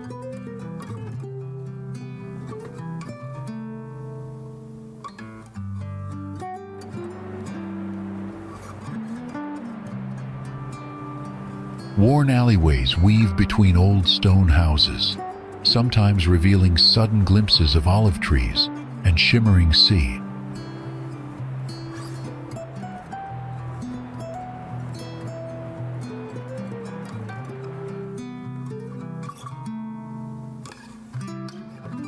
Each winding trail seems to lead not just to a view, but to a story, a memory, something waiting in the quiet.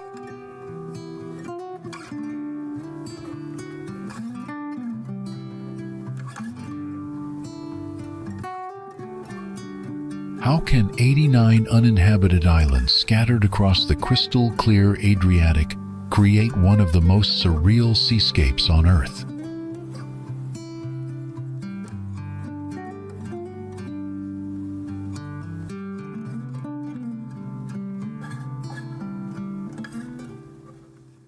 The Kornati Archipelago is nature's own sculpture park, where stark limestone masses rise from turquoise waters like timeless relics shaped by wind and salt.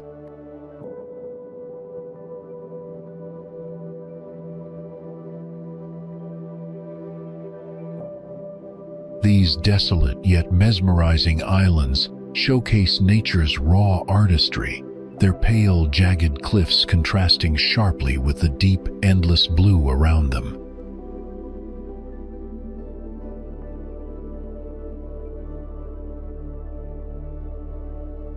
For sailors, Kornati is paradisaic calm seas, sheltered bays, and countless secluded inlets make it ideal for quiet exploration by boat.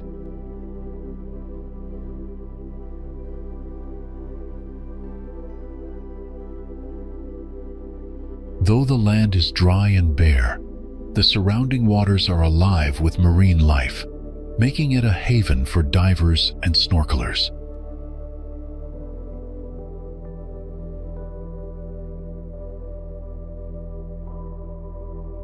Across the largest island, ancient dry stone walls crisscross the terrain, forming mysterious geometric patterns best appreciated from the sky.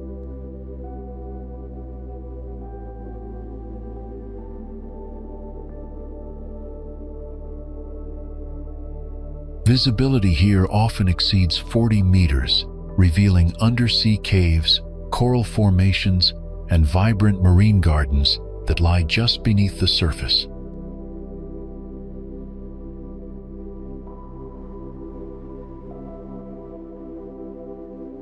The island's stillness and simplicity create a sense of peace and atmosphere that invites solitude, reflection, and reconnection with nature.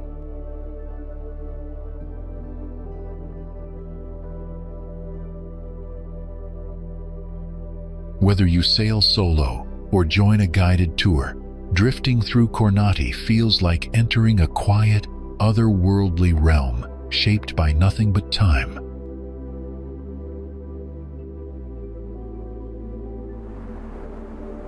Stone walls stretch endlessly across a pale, sun-scorched landscape, where the breeze carries traces of sea salt and wild herbs.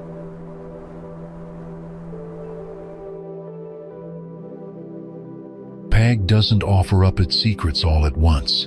It reveals itself gradually, each bend in the road uncovering a new piece of its strange beauty.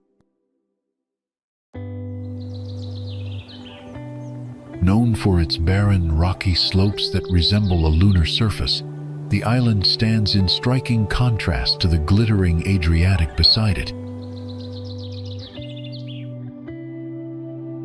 In the quiet town of Pag, winding alleys pass between ancient stone homes, where lace makers still craft delicate designs by hand, just as their ancestors did.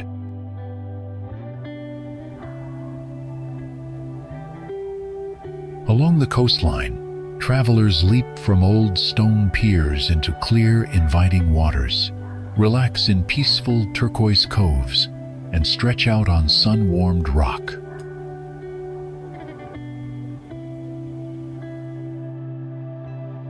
But just a few kilometers away, the mood shifts entirely. Zrče Beach pulses with music, energy, and the non-stop rhythm of Croatia's most famous beach parties.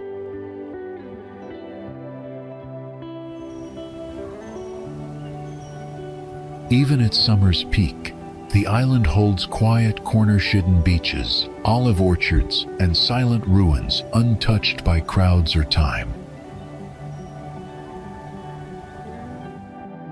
Pag's dry, rugged landscape might seem severe at first glance, but its raw, unfiltered beauty leaves a lasting impression.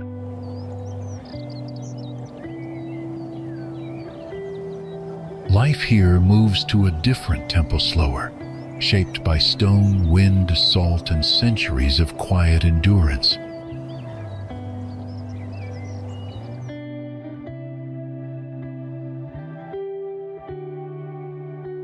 It's a place full of contrasts, and it's that very contradiction that makes Pag impossible to forget.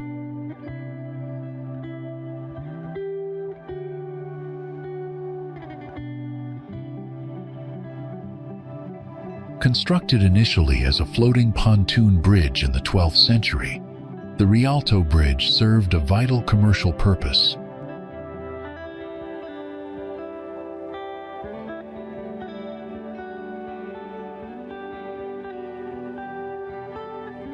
As Venice's population expanded, the need for a sturdier crossing over the Grand Canal became increasingly urgent.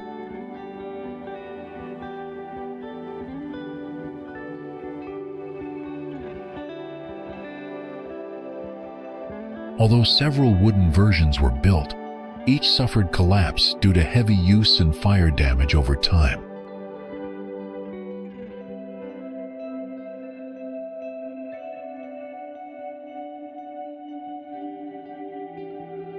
Following multiple failures, city officials launched a competition in the 16th century to design a permanent stone bridge.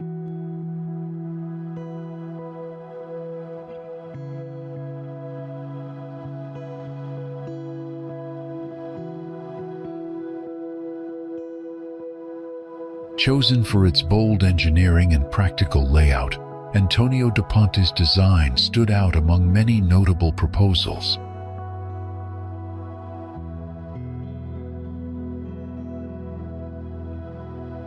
During construction between 1588 and 1591, many Venetians feared the ambitious single-arch structure would not hold.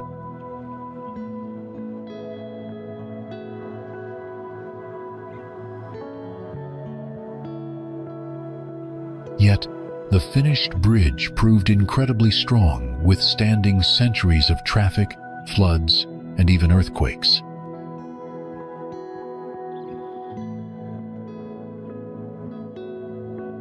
Flanked by rows of shops on both sides, the bridge quickly became a thriving hub for commerce and social life.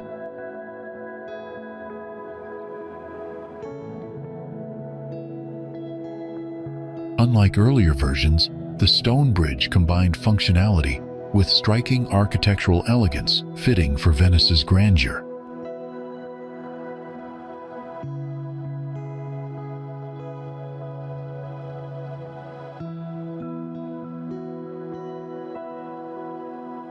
Throughout the Renaissance and beyond, the bridge remained a central artery in the city's economic and civic life.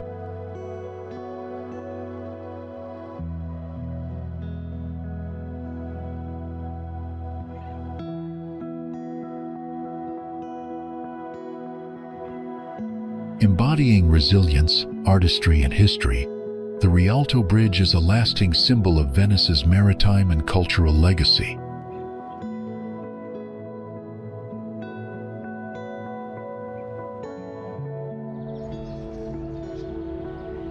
St. Mark's Basilica, located in the heart of Venice, is one of Italy's most famous and iconic churches.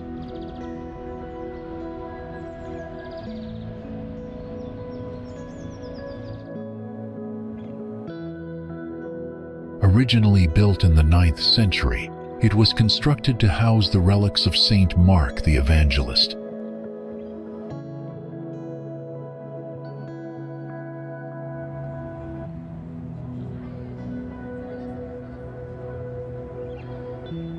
The church was rebuilt and expanded several times, reaching its present form in the 11th century.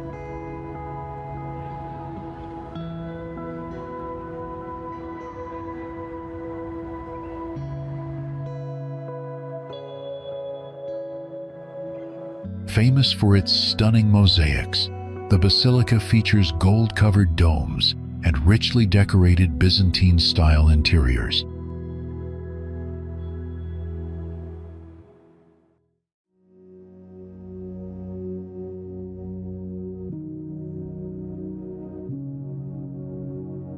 Its nickname, the Church of Gold, reflects both its opulence and Venice's wealth during the Middle Ages.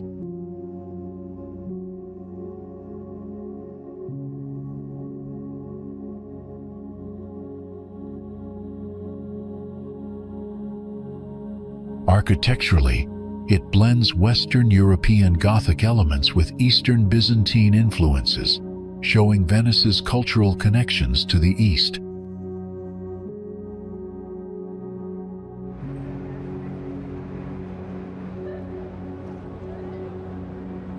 The basilica's facade is adorned with sculptures, columns, and marble brought back from former Venetian colonies.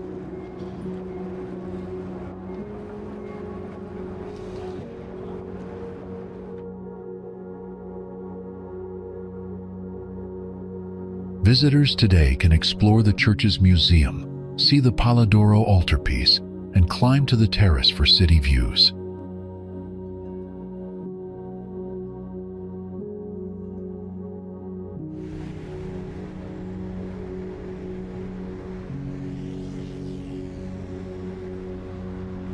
As part of St. Mark's Square, the basilica plays a central role in both religious ceremonies and public celebrations.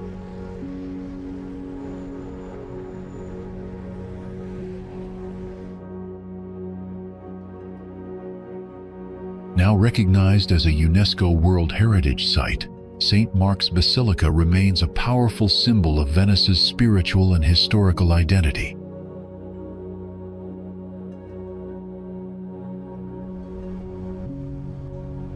Lying in the Venetian lagoon, Poveglia has witnessed centuries of disease, death, and human suffering.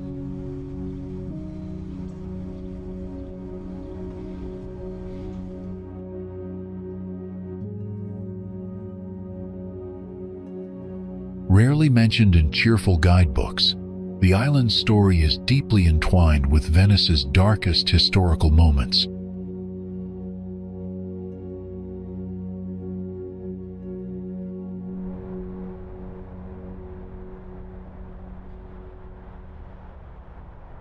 Initially ignored due to its small size, it gained importance as plague outbreaks devastated the population of Venice.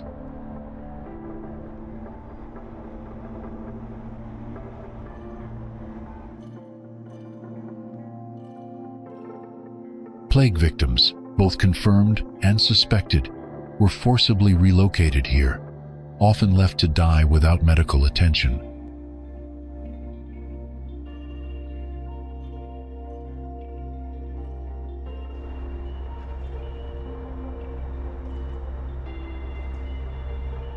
Hundreds of years later, layers of ash and bone were still found buried in the island's contaminated soil.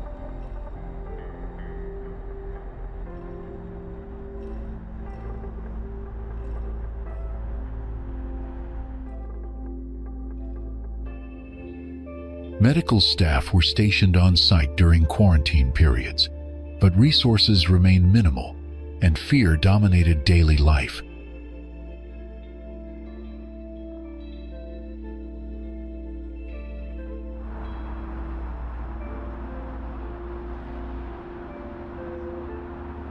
Constructed in the 18th century, the quarantine facility was part of Venice's wider effort to control maritime diseases.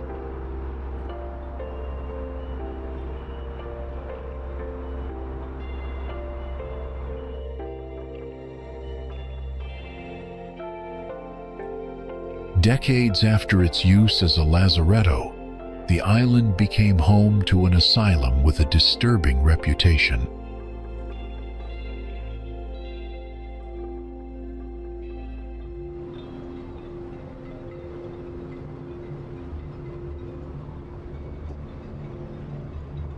Eyewitnesses later described hearing screams and seeing apparitions, adding to the island's already chilling legacy.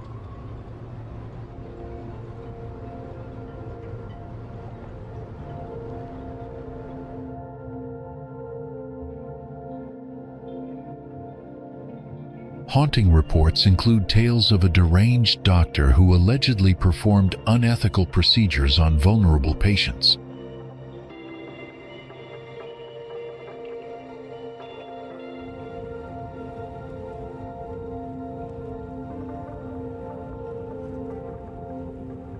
Whispers of tortured souls and ghostly figures have fueled local superstitions for generations.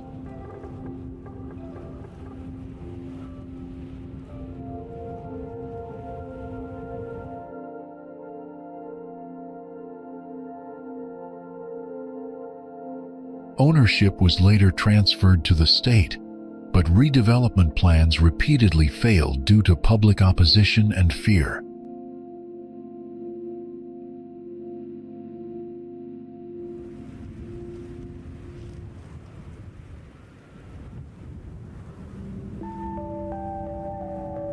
Nothing on the island has been restored.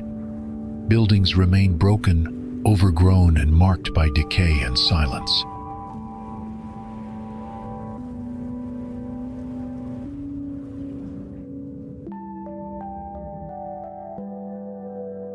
Legally, visitors are prohibited, yet many attempt secret landings to witness the atmosphere for themselves.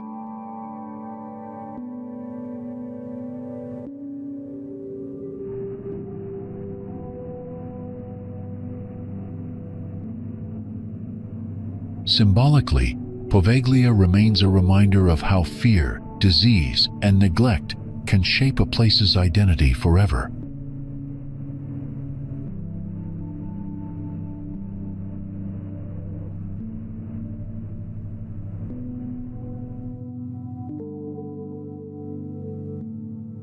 Established in the 9th century, Piazza San Marco began as a small open space in front of St. Mark's Basilica.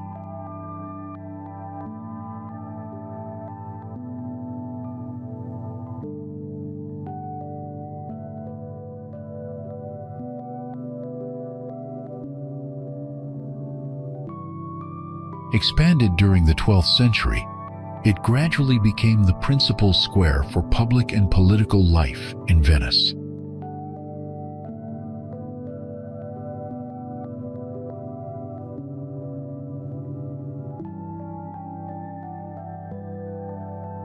Serving as the setting for religious processions, announcements, and festivals, the piazza gained immense civic importance.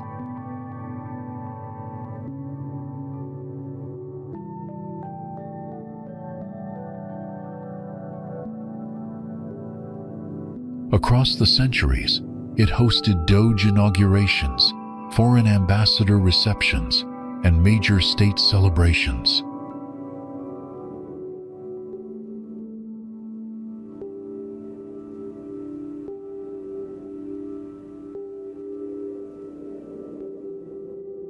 Venetians saw the square not only as a physical space, but as a symbol of the Republic's unity and prestige.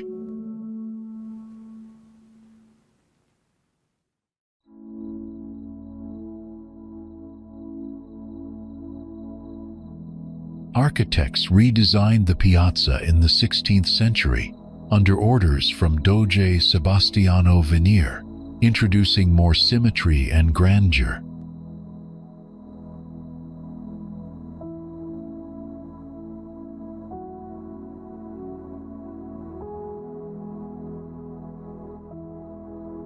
Beside the basilica, the Campanile bell tower was rebuilt several times, most recently after collapsing in 1902.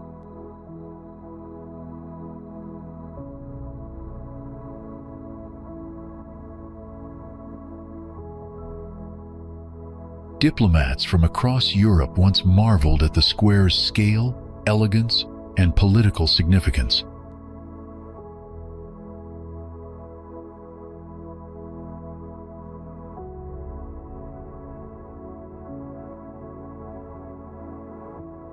Centuries of urban development turned the piazza into Venice's most important civic space and a reflection of its imperial pride.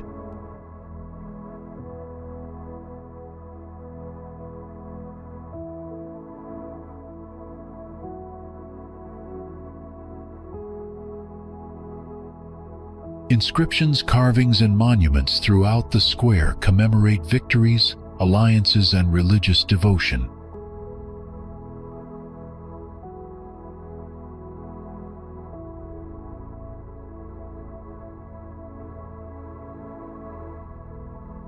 Artists such as Canaletto frequently painted the square, capturing its role in Venetian daily and ceremonial life.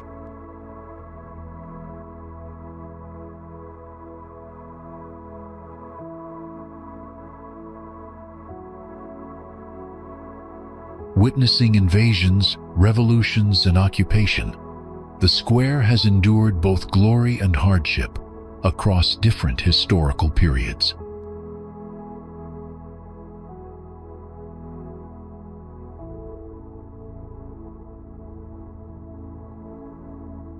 Following the fall of the Venetian Republic in 1797, the piazza entered a quieter but still symbolic phase under foreign rule.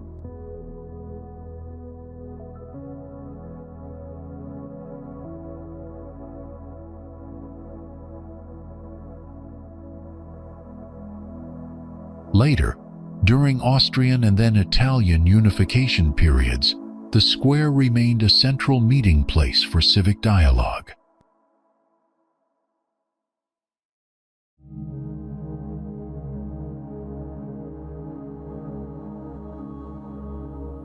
Enduring, Piazza San Marco continues to embody Venice's layered past and enduring architectural and cultural legacy.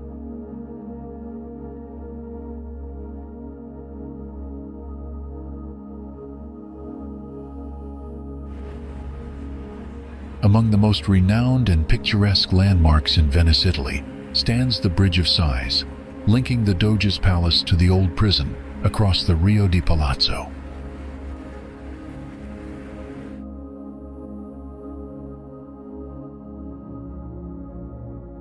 Constructed in the early 17th century, this iconic bridge gained its name from the supposed sighs of prisoners glimpsing freedom for the final time.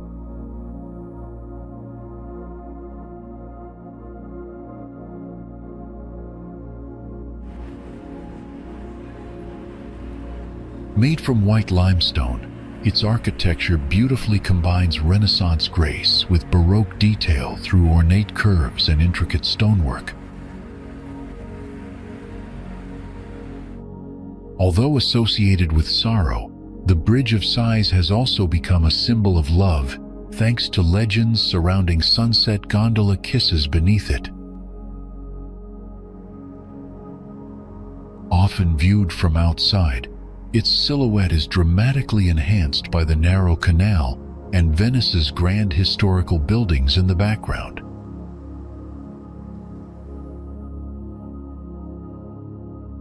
While rooted in tragedy, the bridge's striking appearance and romantic lore have secured its place among Venice's most visited and photographed sites.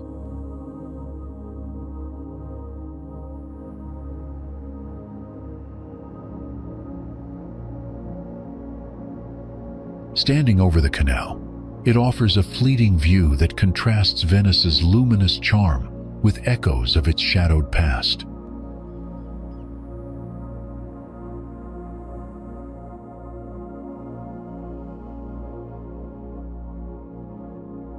As both an emotional monument and an architectural gem, the Bridge of Sighs encapsulates Venice's enduring beauty and layered history.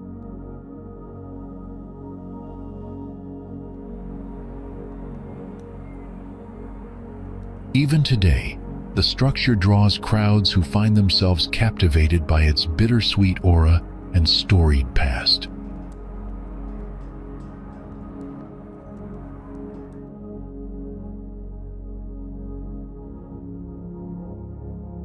Enhanced by myth and visual splendor, the bridge remains one of the most unforgettable experiences awaiting visitors to Venice.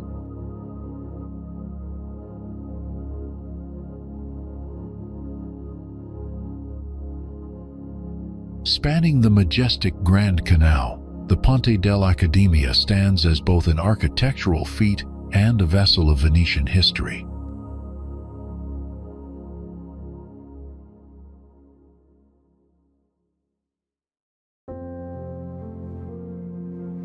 Unlike many iconic landmarks in Venice, this bridge was not part of the cityscape until the 19th century.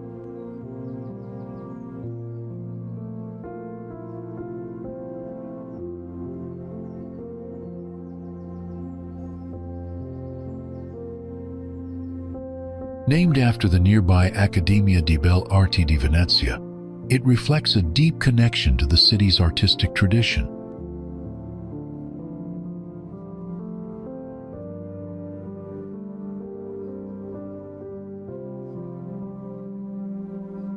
Originally constructed from iron in 1854, the bridge was rebuilt in wood during the 1930s to better blend with its surroundings.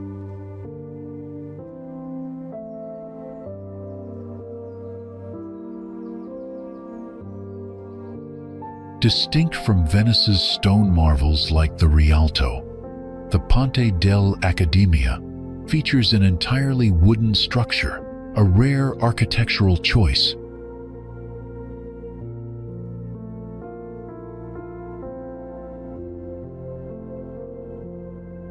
Its simple yet elegant wooden beams and arches evoke a sense of warmth and timeless authenticity.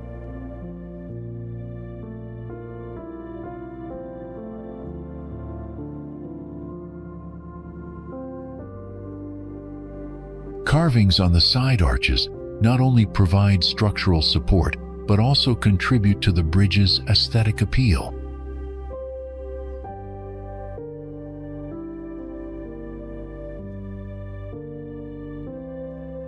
Situated in the lively Dorsoduro district, the bridge serves as a gateway to cultural treasures and youthful energy.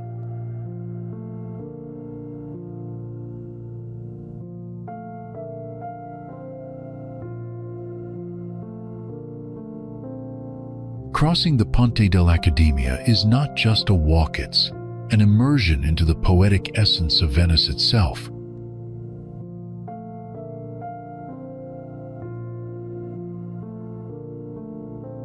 From the bridge's center, visitors enjoy sweeping views of Venice, complete with gondolas, palazzos, and domes in the distance.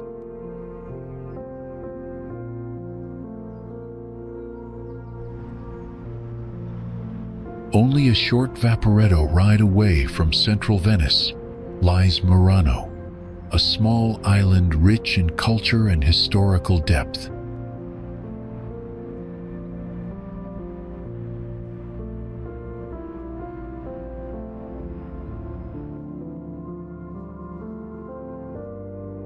Famous across the globe, Murano has earned lasting recognition for its exceptional glassmaking heritage, spanning many centuries.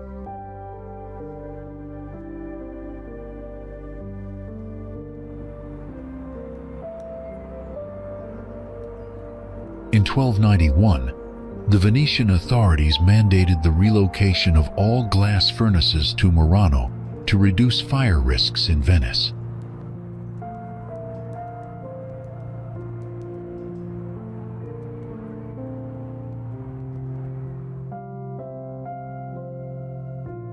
That decision transformed the island into Europe's premier hub for artistic glass production and skilled craftsmanship.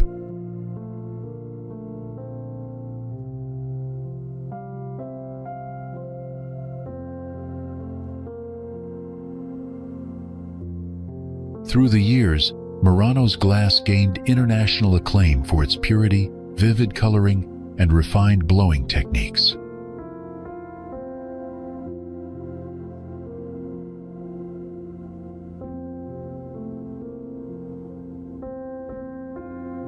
Craftsmen closely protected their expertise, with certain methods considered confidential by the Venetian Republic.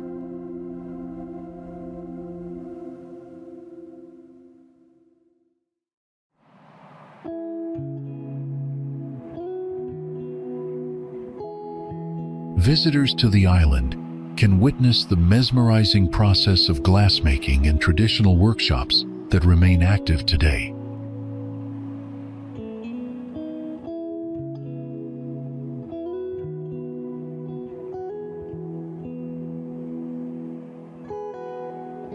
These sessions reveal the dedication and precision behind shaping molten material into intricate, decorative masterpieces.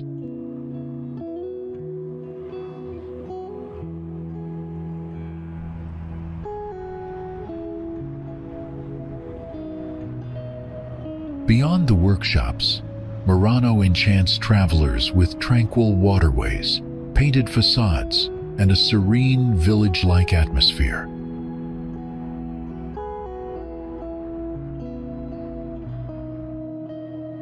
Boutiques around the island feature dazzling arrays of handmade chandeliers, vases, ornaments, and artisanal glass jewelry.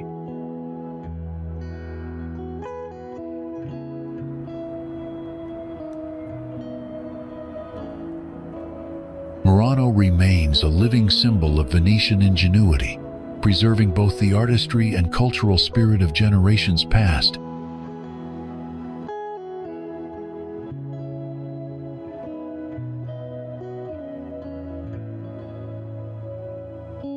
Located directly across from St. Mark's Square, San Giorgio Maggiore offers one of the most iconic views in all of Venice.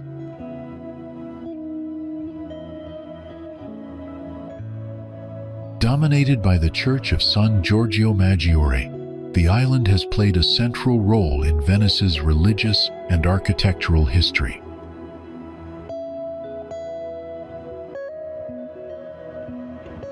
Designed by the Renaissance master Andrea Palladio, the church is renowned for its classical facade and harmonious proportions.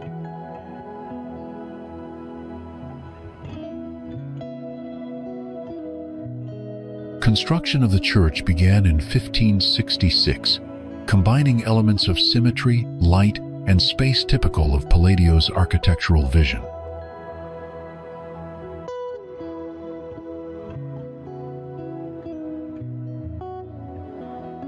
Inside, visitors can admire important artworks, including paintings by Tintoretto and other Venetian masters of the 16th century.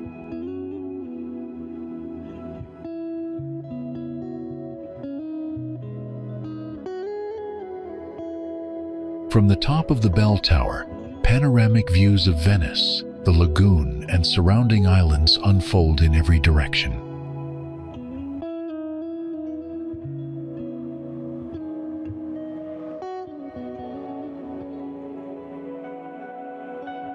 Although smaller than other Venetian islands, San Giorgio Maggiore holds cultural significance through its art, history, and peaceful setting.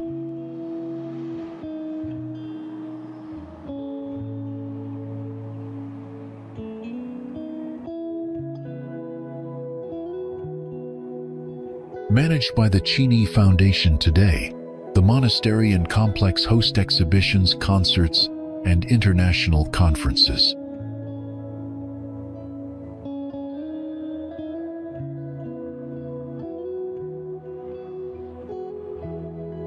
Accessible by Vaporetto, the island offers a tranquil escape from the crowds of central Venice while remaining rich in beauty.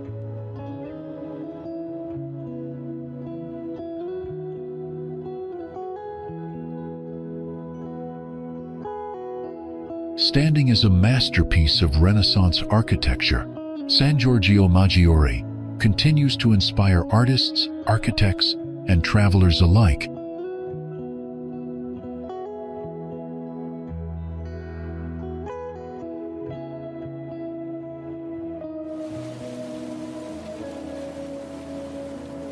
Lido di Venezia, along with Pellestrina, forms one of the two barrier islands that protect the Venetian lagoon from the Adriatic Sea.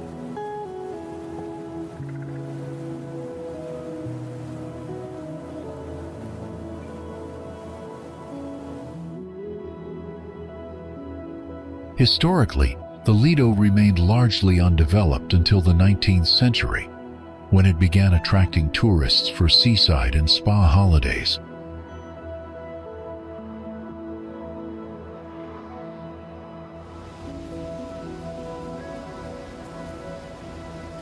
Stretching 11 kilometers in length and only a few hundred meters wide, the island houses around 20,500 residents today.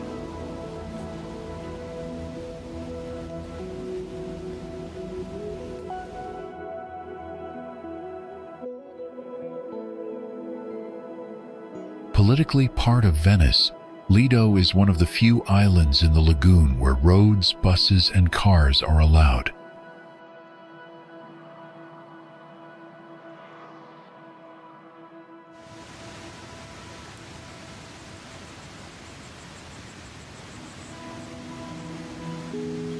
Famous for its sandy seaward beaches, the island features both private hotel-owned shores and expansive public areas.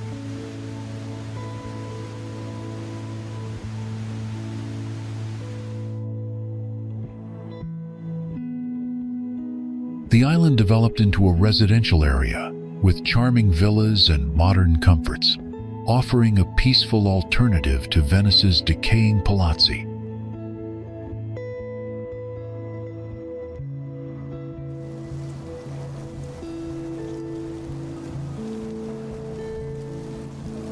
Transport to central Venice is fast and easy via Vaporetto, taking only about 20 minutes to reach Piazza San Marco.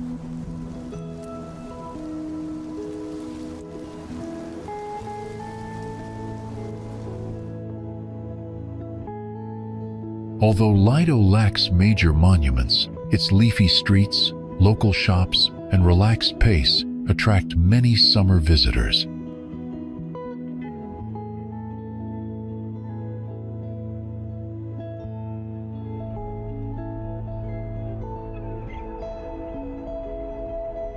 It offers a unique balance of seaside leisure, historic charm, and proximity to Venice's iconic landmarks.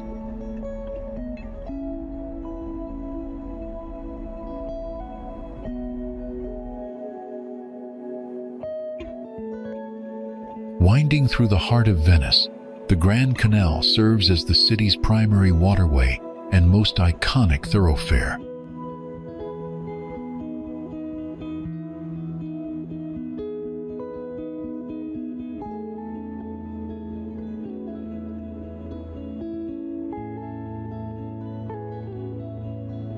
Historically, it dates back to ancient times and has been a vital commercial route since at least the 9th century.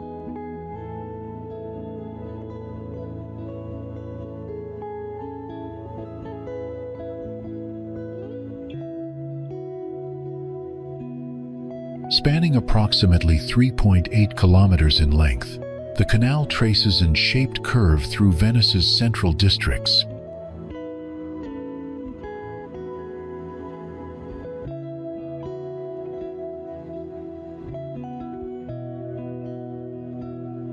Measuring between 30 to 70 meters wide, it varies in depth, but remains navigable for all kinds of water traffic.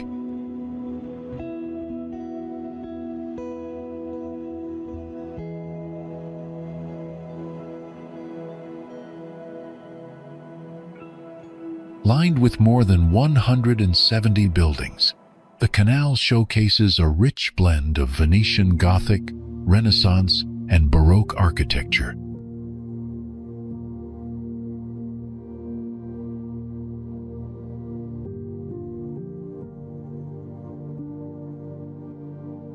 Palaces, churches, and merchant homes reflect the wealth and influence of noble families who built along its banks.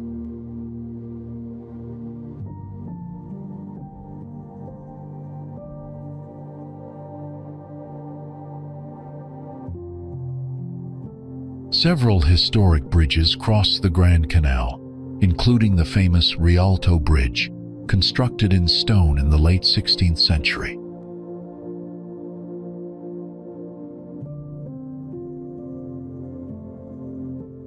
Today, the canal is bustling with activity, from gondolas and private boats to water taxis and Vaporetto ferries.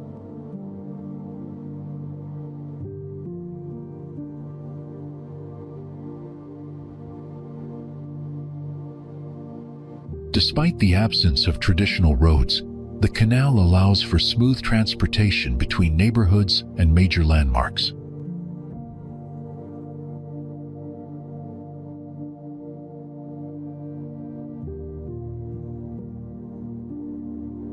Alongside the water, life flows at a rhythm shaped by centuries of maritime tradition and artistic elegance.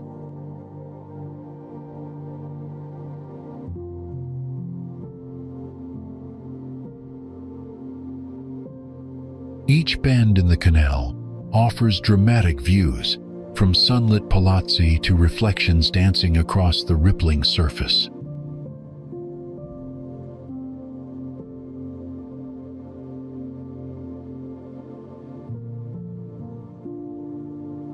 Visitors often describe cruising the Grand Canal as an unforgettable way to experience the grandeur and soul of Venice.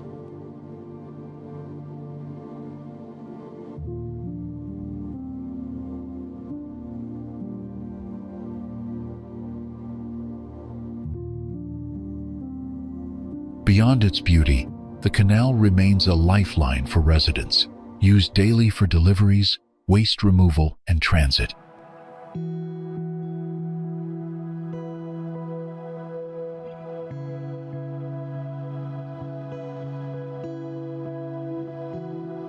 The Grand Canal embodies Venice's identity: romantic, resilient, and inseparable from the waters that sustain it.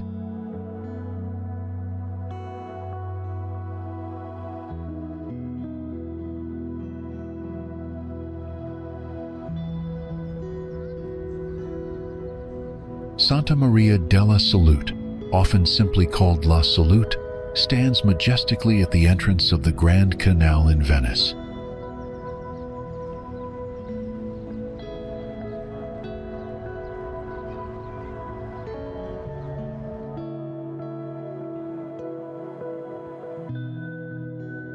Built in the 17th century, the church was commissioned as a votive offering after a devastating outbreak of the plague in 1630.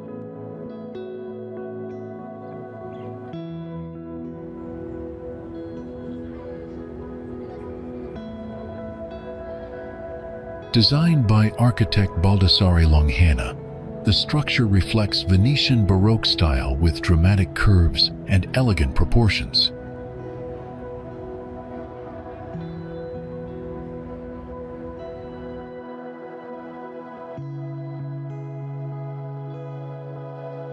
Its massive octagonal dome dominates the skyline and has become one of the most recognizable symbols of the city.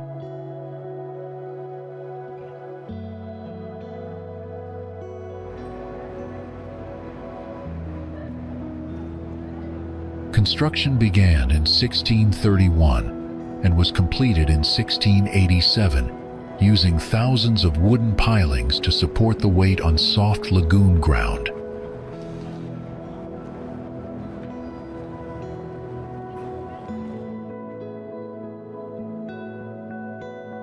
The church was dedicated to the Virgin Mary, believed to have delivered the city from the horrors of the plague.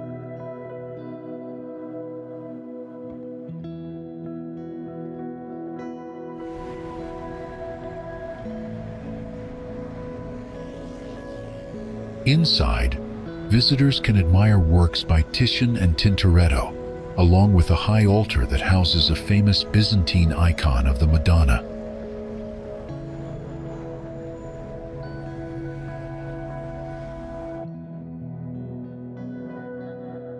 Every year, on the 21st of November, Venetians cross a temporary bridge to reach the church for the Festa della Salute pilgrimage.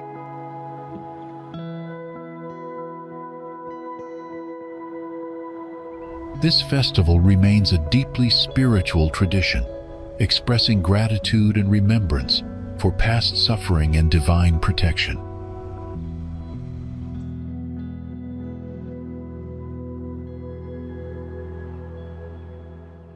From the steps, the church offers stunning views across the water towards St. Mark's Square and the Doge's Palace.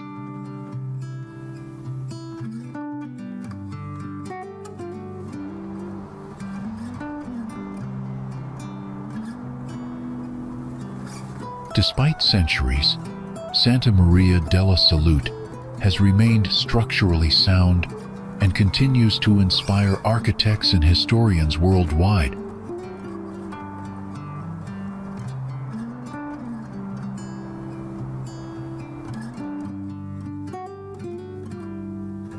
Brightly painted houses line the narrow canals of Burano, creating a cheerful and unforgettable visual experience for visitors.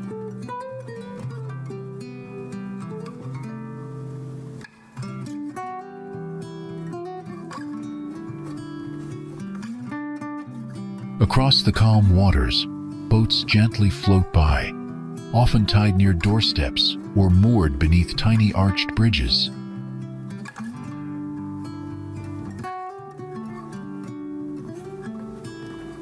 Locals maintain the vivid colors of their homes carefully, repainting them regularly according to tradition and community guidelines.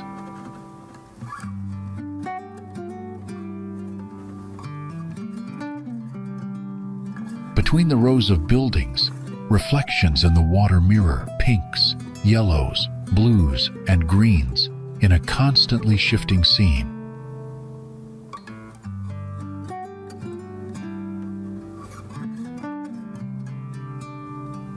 Unlike other Venetian islands, Burano feels more intimate, with low buildings tightly packed along narrow, winding waterways.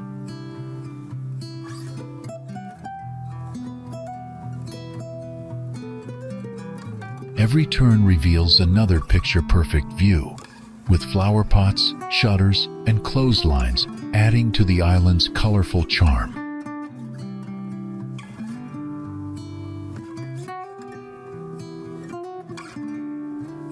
Visitors often take boat rides around the canals to admire the houses from the water, soaking in the peaceful atmosphere.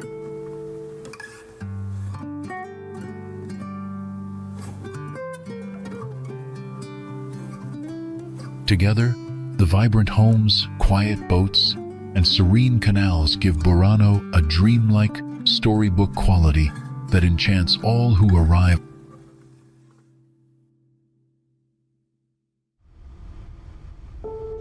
Bari Old Town, known locally as Bari Vecchia, is a historic district full of narrow, winding streets and ancient architecture.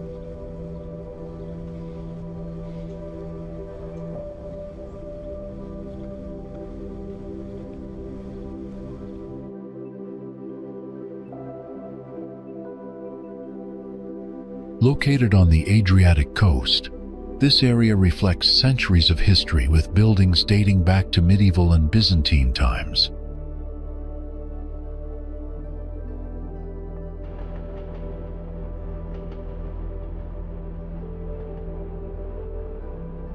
One of the most famous landmarks is the Basilica of St. Nicholas, a significant pilgrimage site for both Catholics and Orthodox Christians.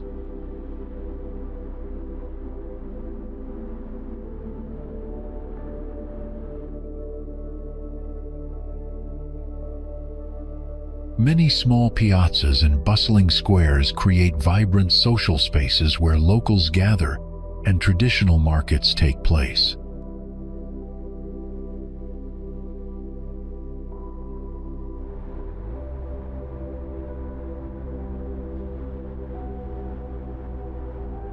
The old town's walls and narrow alleys provide a charming maze-like atmosphere that invites exploration on foot.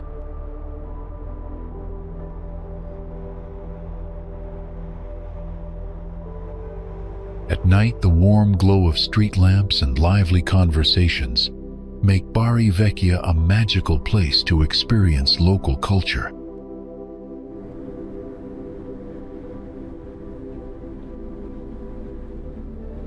It beautifully combines historical heritage, religious significance, and everyday life along the Adriatic Sea.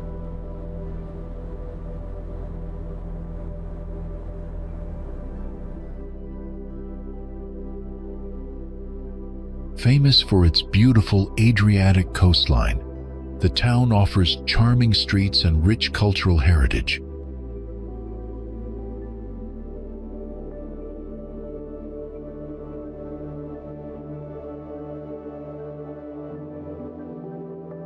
The Duomo Vecchio di San Corrado stands as a notable example of Romanesque design with unique twin towers.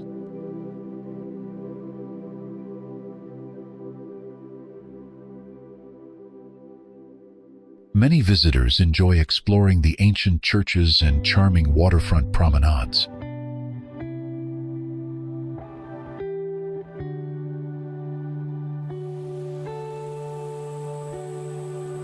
Situated on Italy's Adriatic coast, This town's history stretches back to prehistoric settlements discovered through archaeological finds.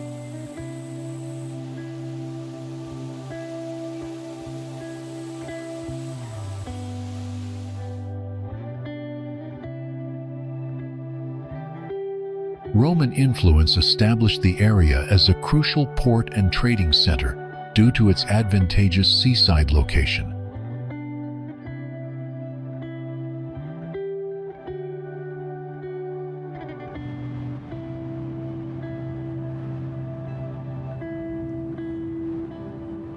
Byzantine and Norman rulers later shaped the cultural and architectural landscape during their respective reigns.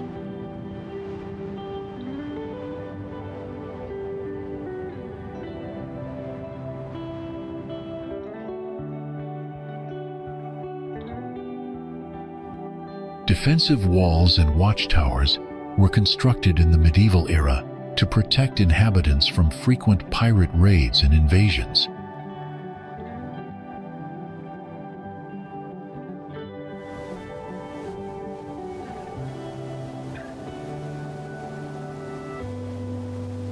Economic growth flourished during the Renaissance, driven by fishing and vibrant maritime commerce along the Adriatic Sea.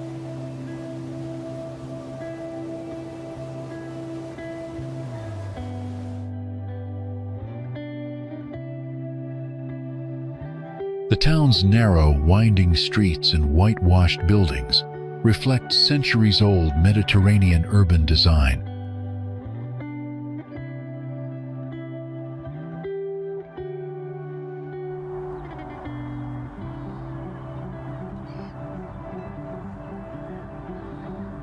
Religious heritage is evident in historical churches that continue to serve as community landmarks.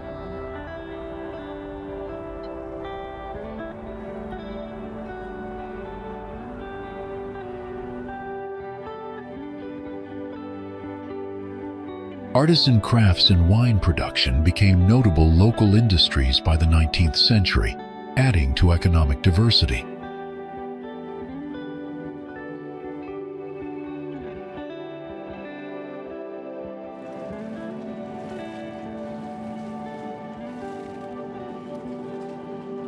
Modernization in the 20th century introduced tourism, bringing increased prosperity and new cultural exchanges.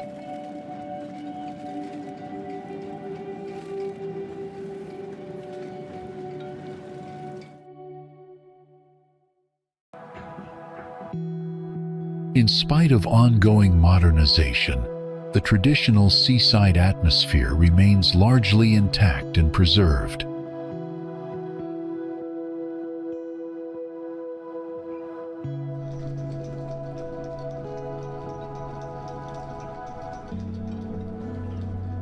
Spectacular cliffs and clear waters contribute to its reputation as a breathtaking seaside destination.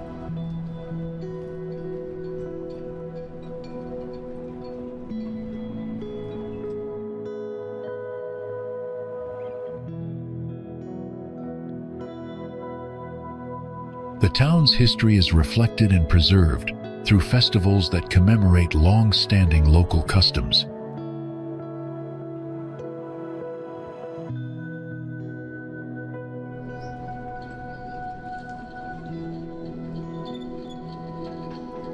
Scholars and visitors alike are drawn to the area's unique fusion of ancient ruins and living culture.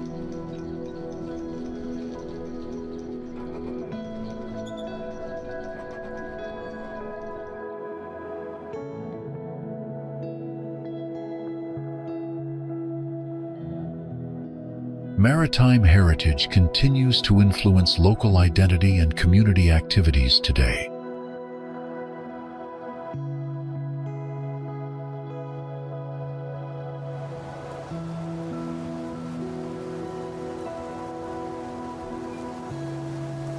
Historical significance combined with natural beauty ensures enduring appeal for generations of tourists.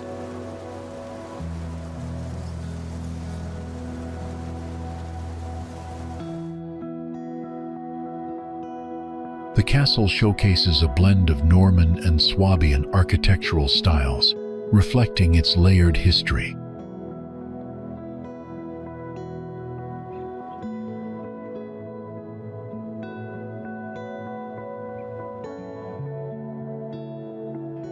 Serving as a formidable fortress, it played a crucial role in medieval defense and governance throughout the region.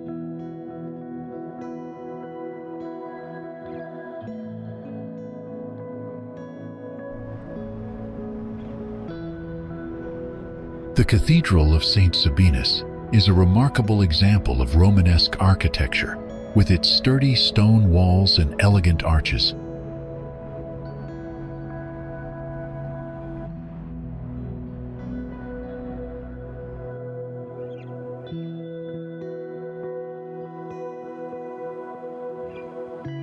Built centuries ago, it has served as a spiritual center for the people of Bari throughout history.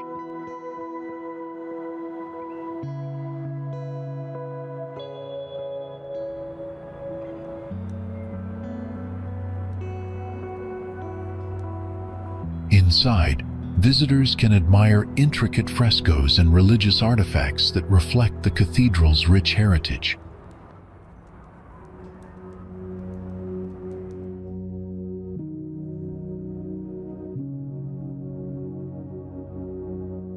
Its towering bell tower and grand facade make it one of the city's most iconic landmarks.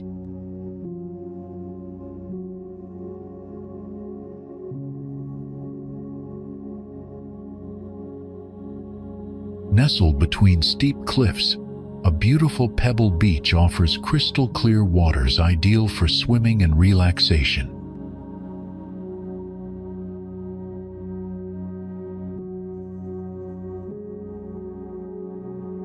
Narrow stone steps lead down to the peaceful shore where gentle waves continuously lap against the rocks.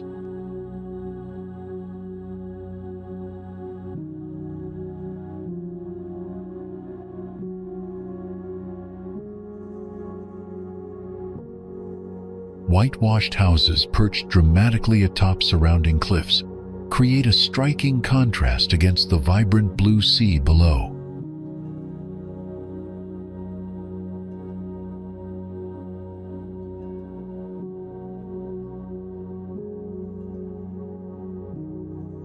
A natural archway formed by the cliffs provides a unique and breathtaking entrance to the small cove.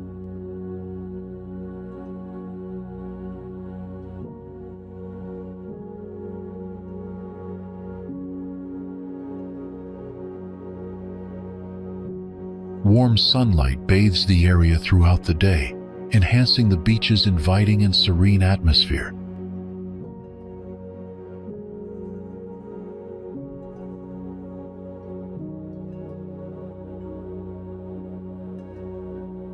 Calm waters make this secluded spot perfect for families and those seeking tranquility by the Adriatic Sea.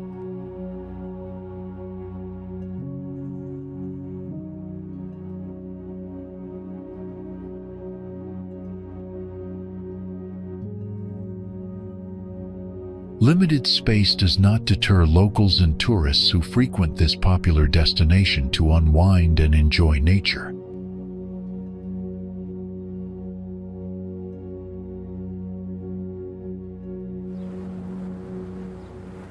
Located on the Adriatic coast, this seaside resort is well known for its long, sandy beaches and lively summer atmosphere.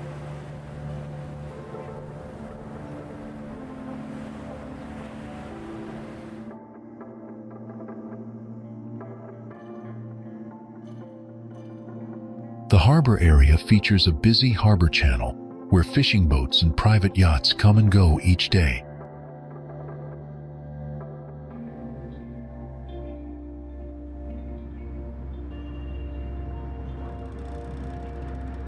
A stroll along the embankment of Via Destra del Porto offers a charming mix of sea views and local life.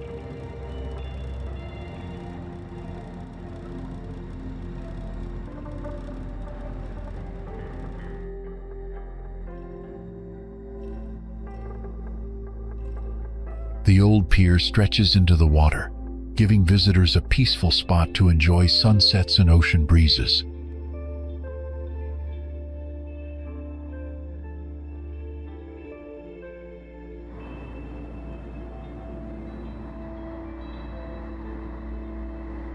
As an active seaport, the city plays an important role in both tourism and regional maritime trade.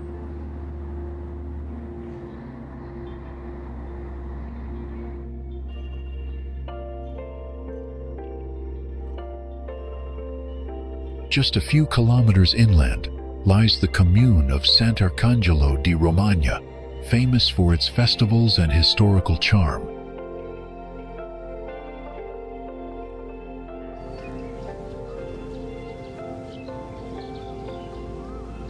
Tourists often enjoy combining the cultural richness of Sant'Arcangelo with the coastal relaxation found in the resort town.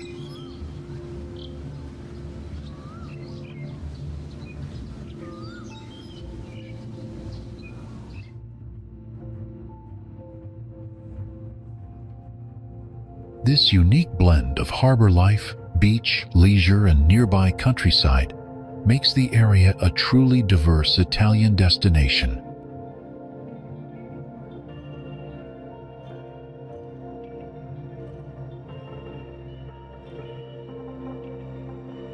Tucked between the Apennine Mountains and the Adriatic Sea, the Marche region offers a mix of landscapes and culture.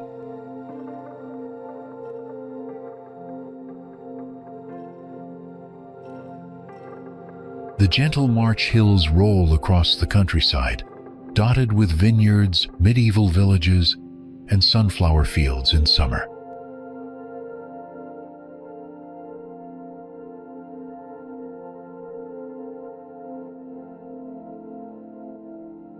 Pesaro, one of the region's coastal cities, is both a seaside retreat and a hub of classical music heritage.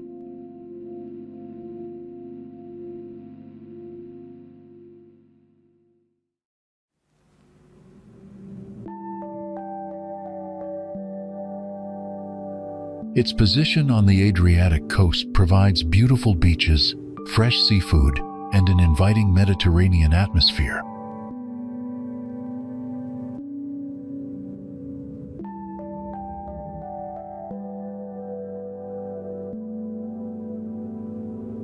Inland towns are quieter but full of charm, where local traditions, crafts, and cuisine are deeply rooted in daily life.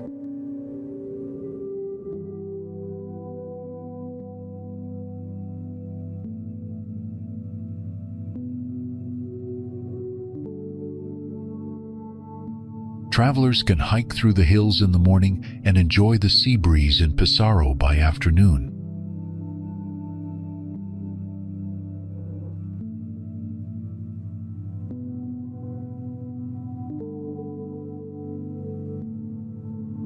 Unlike more crowded Italian regions, Marche remains relatively undiscovered, giving visitors a more authentic experience.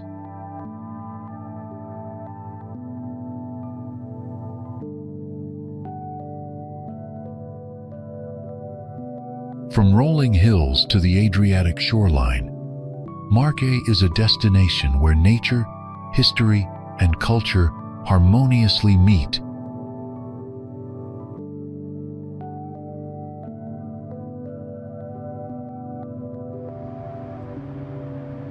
Located along the Adriatic coast, this charming town attracts many tourists with its beautiful sandy beaches every summer.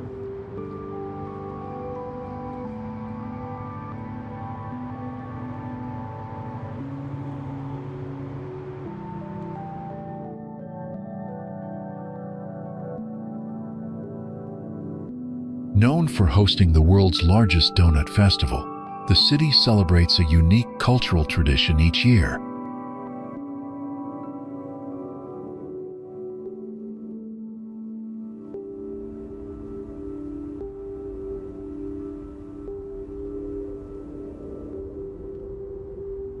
Historical architecture and well-preserved landmarks contribute to the area's special and inviting atmosphere.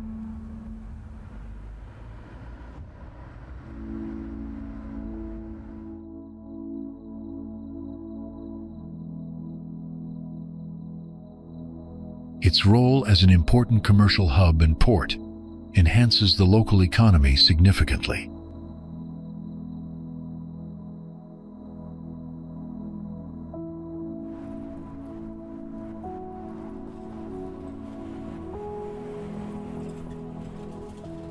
Visitors often enjoy a perfect blend of natural beauty and rich Italian heritage throughout their stay.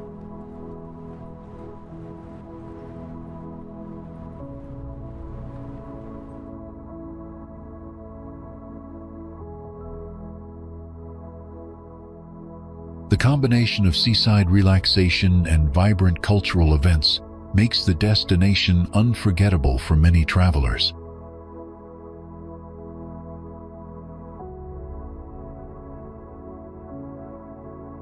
Rich in ancient and medieval heritage, this coastal city offers a striking example of historical continuity through the Cathedral of Saint Cyriaco.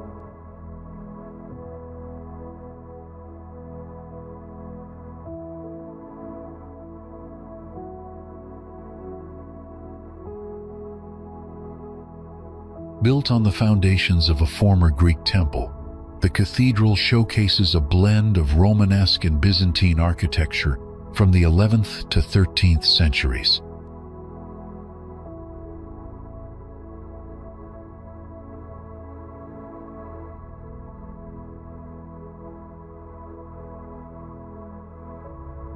It remains a powerful symbol of the city's spiritual and cultural identity.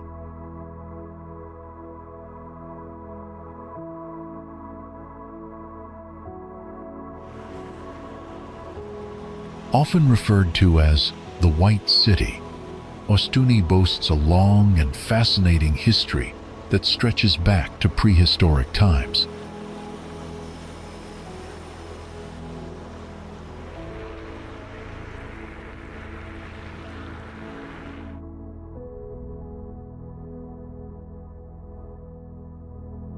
Archaeological evidence suggests that the area was inhabited as early as the Stone Age, particularly by the Mesopai people.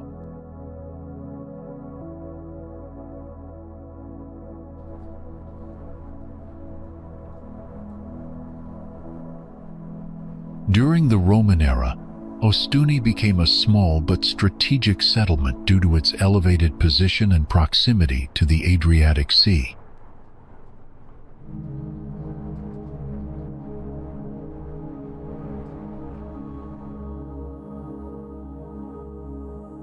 After the fall of the Roman Empire, the city experienced a period of instability, marked by invasions from the Goths and Lombards.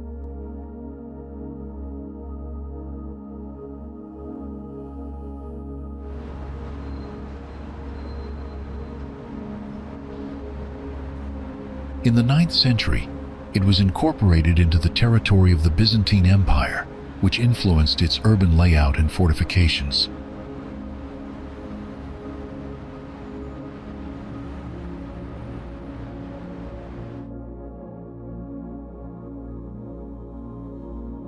The Normans later took control of Ostuni in the 11th century, strengthening its defenses and encouraging agricultural development in the region.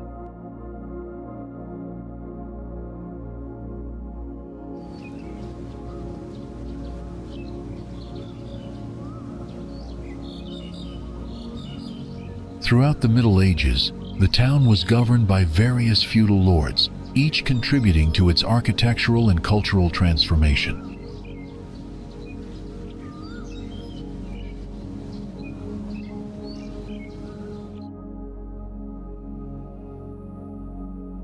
One of the most significant periods in Ostuni's history occurred during the 15th century under the rule of Queen Isabella of Aragon.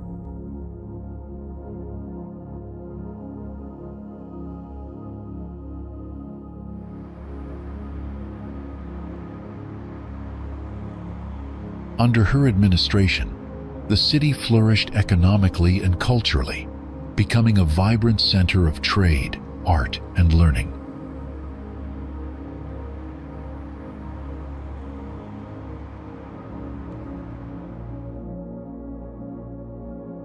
The iconic whitewashed houses, for which Ostuni is now famous, were originally painted with lime to reflect sunlight and prevent disease.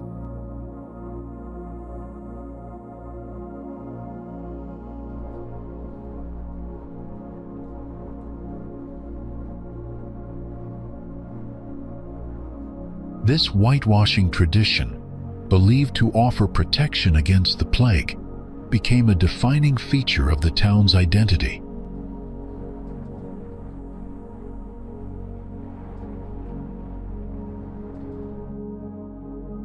During the Renaissance, Ostuni maintained its prominence, building palaces, churches, and civic buildings that remain standing today.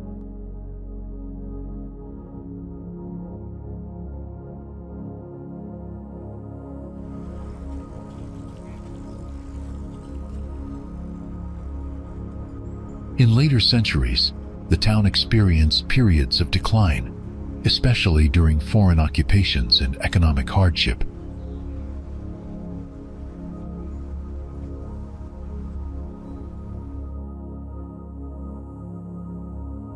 Despite these challenges, Ostuni preserved its historical character, thanks in part to local efforts to protect its architectural heritage.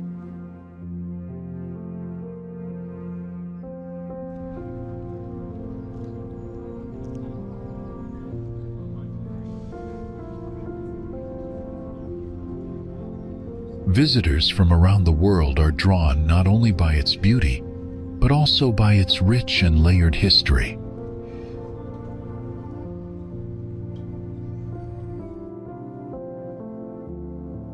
A long history of cultural exchanges and political changes has deeply influenced the development of this coastal settlement.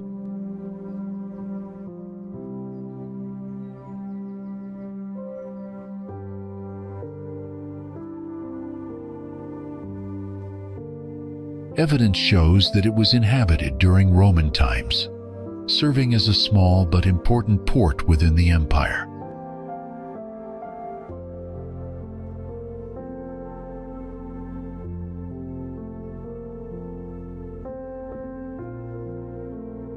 Byzantine rule later extended over the area, bringing new administrative systems and architectural influences during the early medieval period.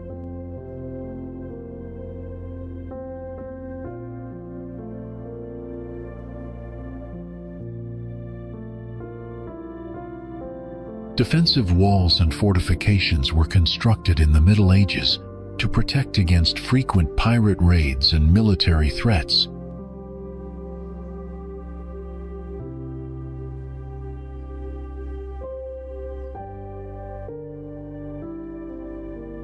Control passed to the Republic of Venice in the late 1200s, which marked the beginning of over 5 centuries of Venetian influence.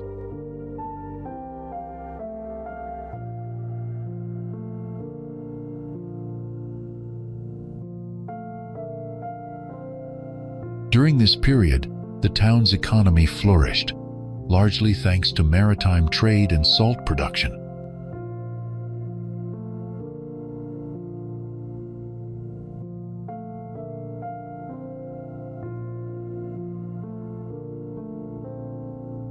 Gothic and Renaissance architectural styles were introduced, shaping the appearance of churches, palaces, and public buildings that still stand today.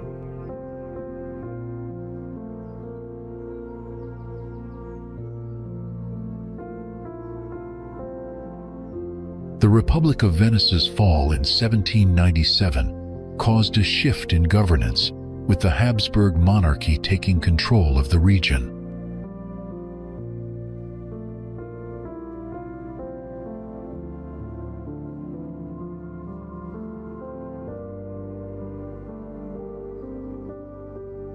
Napoleonic forces briefly ruled the area during the early 19th century, before Austrian authority was re-established.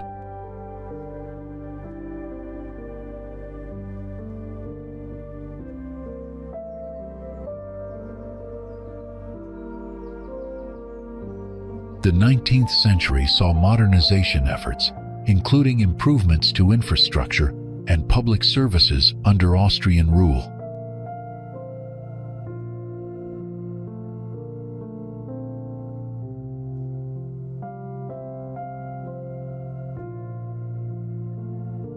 Both world wars brought hardship and damage, as the town's strategic position made it a target for military actions.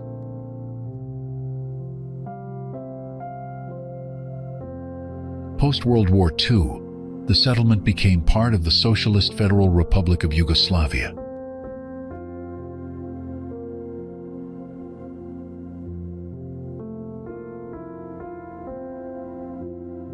Political changes during this period influenced the local economy and cultural policies.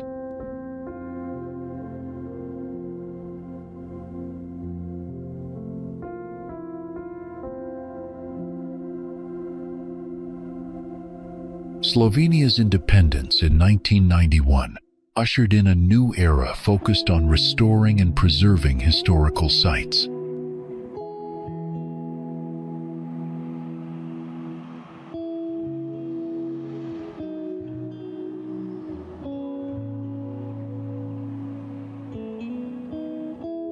Conservation efforts continue to protect the unique blend of architectural styles and cultural heritage that tell the story of centuries past.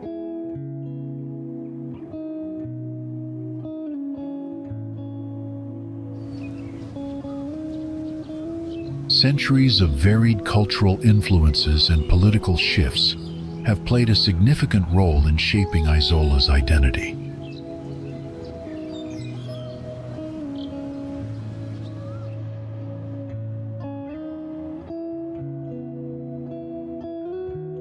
Archaeological findings confirm that Roman settlers once established a small fishing village in this area during ancient times.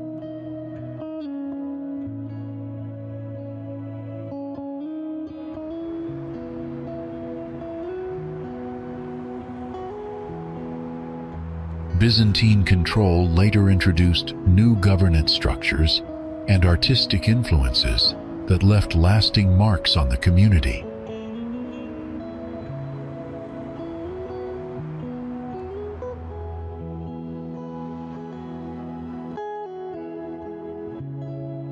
Fortifications were erected throughout the medieval period to defend against frequent pirate attacks and rival city-states.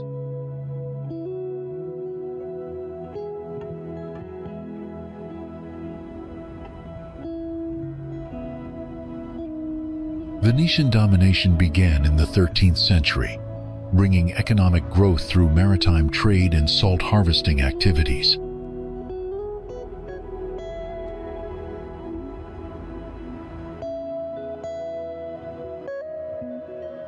Architectural transformations under Venetian rule included the construction of churches, public buildings, and residential palaces reflecting Gothic and Renaissance styles.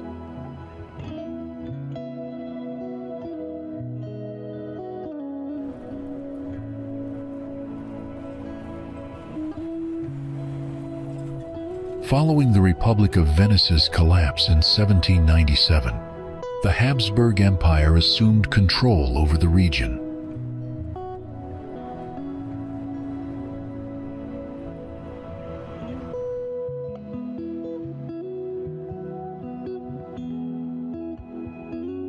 French Napoleonic administration briefly interrupted Austrian rule during the early 1800s, influencing legal and administrative reforms.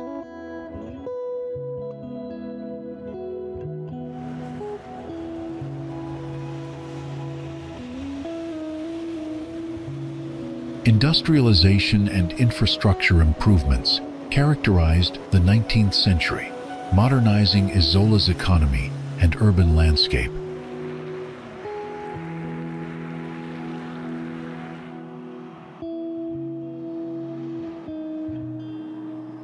The town suffered significant damage during both World War I and World War II due to its strategic coastal location.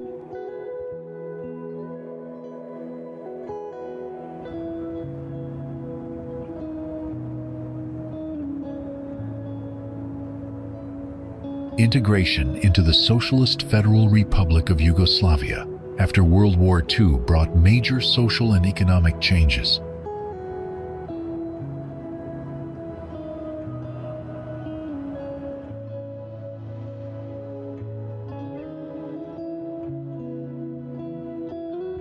Cultural policies during this period aimed to balance modernization with the preservation of local traditions.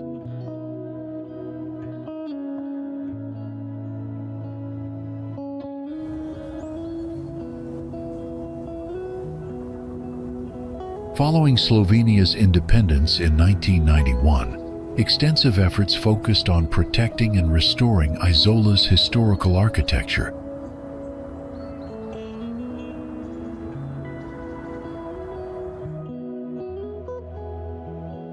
Positioned along a broad, crescent-shaped bay in the northern Adriatic, this is Slovenia's largest coastal settlement and sixth biggest city.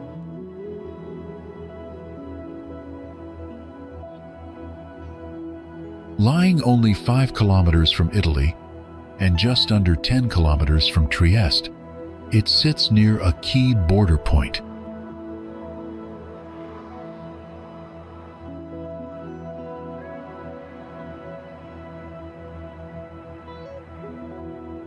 Historically recognized for its commercial port, the city has recently gained attention as a growing destination for leisure travelers.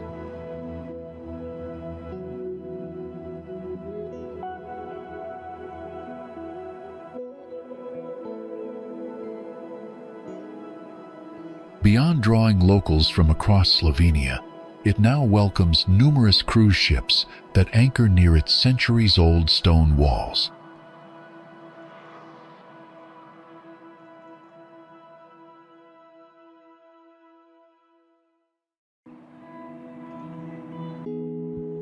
The city flourished most during the 15th and 16th centuries, a golden era under the power of the Venetian Republic.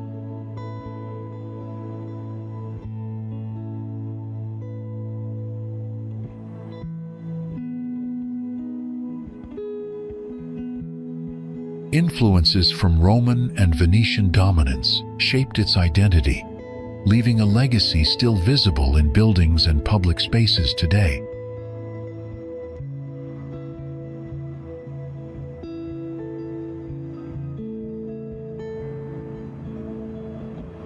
Once a monastic settlement, Ankaran has evolved into a peaceful coastal town known for its wellness resorts and natural surroundings.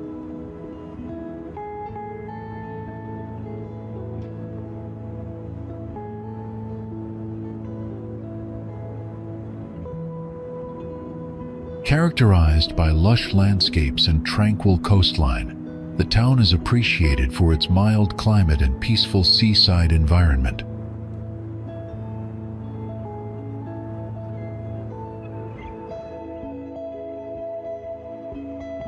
Nestled on the Adriatic coast of Montenegro, Primošten is a small fishing village renowned for its peaceful atmosphere and beautiful natural surroundings.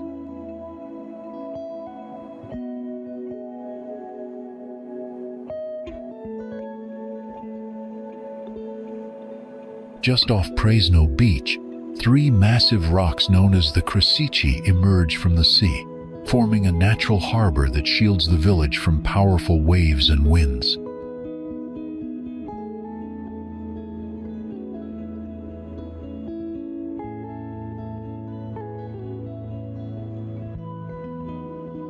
After World War II, many artists like Marko Celebunović came to Primošten, inspired by its peaceful sea and village life.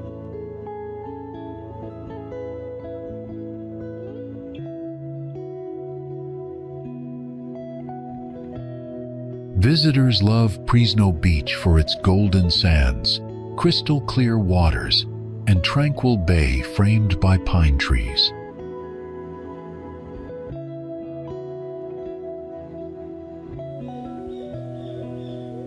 Sveti Stefan is a small island village located on Montenegro's Adriatic coast, just about 6 kilometers from Budva.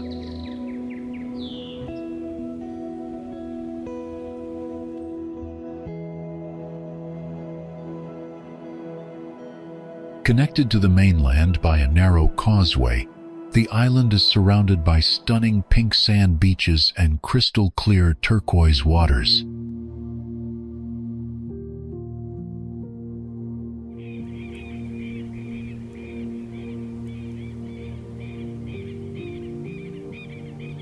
Its history dates back to the 15th century, when it was built as a fortress to defend against pirates and the Ottoman Empire.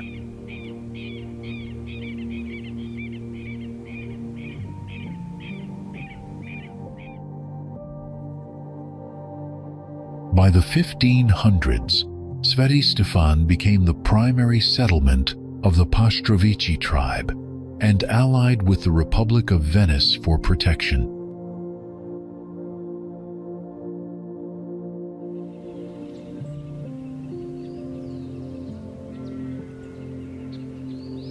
The island gradually grew, housing 12 families and reaching a population of around 400 by the 1800s.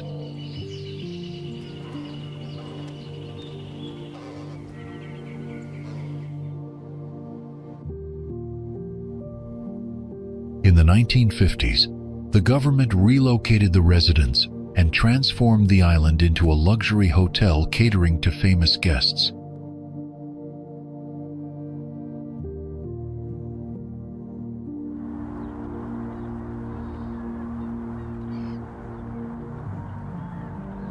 Legendary stars such as Elizabeth Taylor, Sophia Loren, and Marilyn Monroe stayed there during its heyday.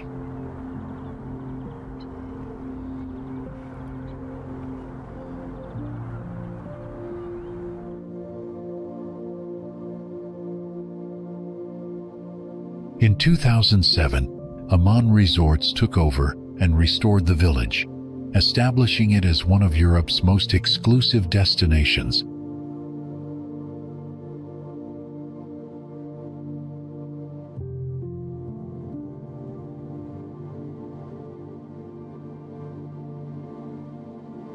Lustica Bay is a newly developed residential and leisure complex on the Lustica Peninsula, thoughtfully designed to combine luxury living with environmental responsibility.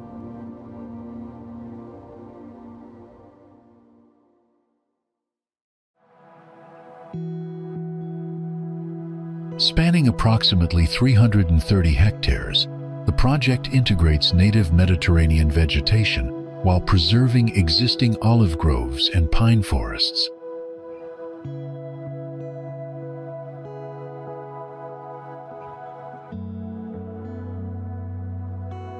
Unlike conventional resorts, Lustica Bay restricts construction density to maintain ample green spaces and protect water quality.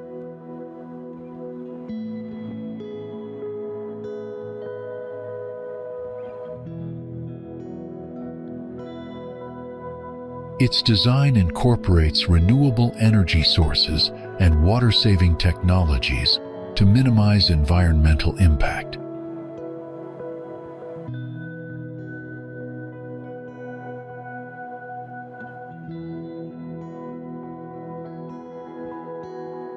Local architecture features natural stone and wood, reflecting the traditional styles of coastal Montenegrin villages.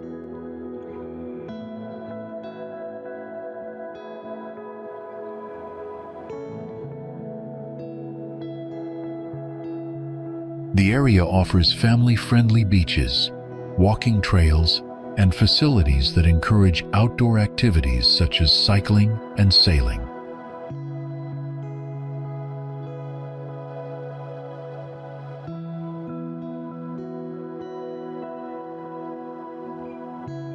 Strong community involvement ensures support for local fishermen and businesses, helping to preserve cultural heritage.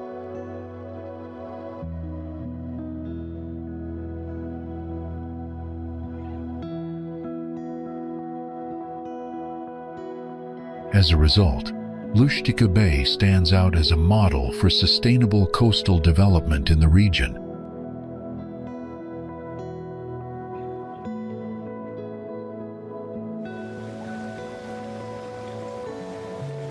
Visible from Petrovac's shoreline, a small rocky island hosts the quaint St. Nijelja Church.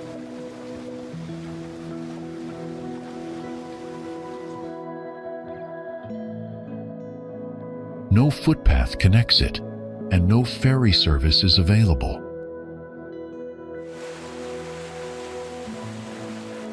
Access demands hiring a boat or swimming for those with enough courage.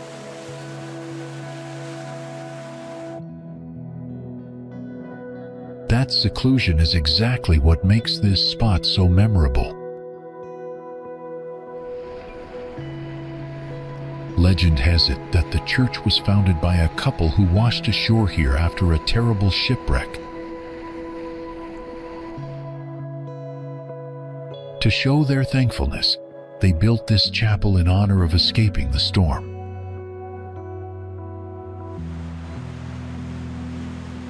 For over a century, its limestone walls and classic red tile roof have endured.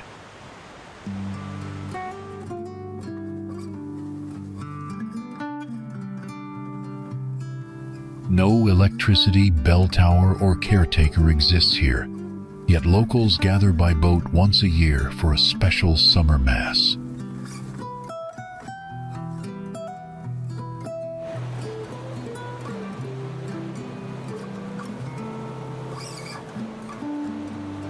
At dusk, the silhouette of the chapel can be seen from the cliffs of Petrovac, a tiny mark on the wide blue horizon.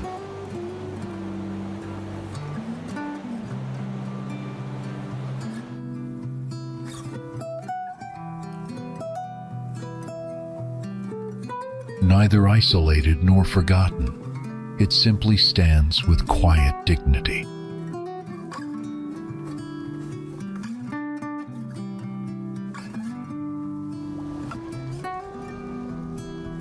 A small edifice that tells a grand story.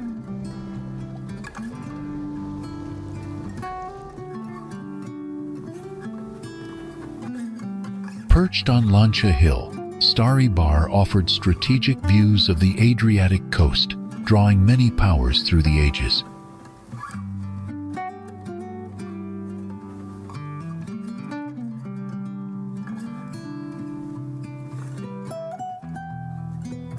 Successive powers, Byzantines, Venetians, and Ottomans, enhanced the defenses to match the evolving nature of warfare.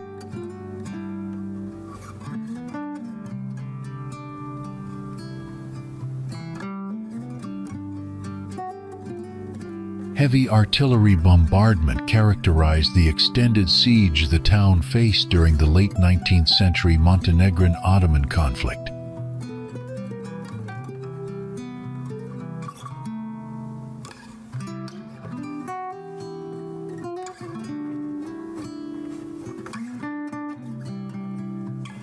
The loss of the aqueduct in 1878 deprived the town of water, causing its surrender after weeks of determined defense.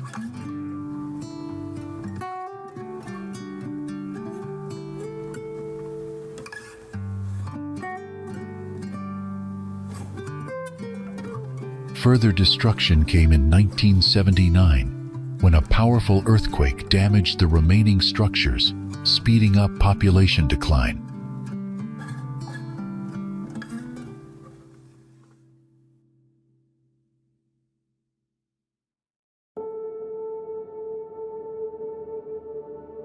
To take over Stari Bar's economic and administrative roles, the new coastal town of Bar was established.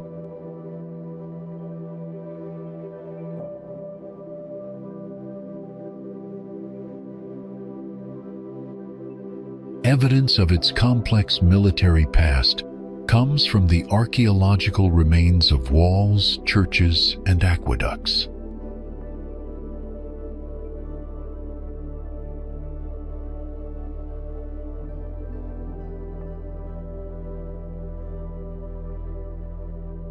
It exemplifies the challenges faced in preserving towns under adverse environments and fluctuating political control.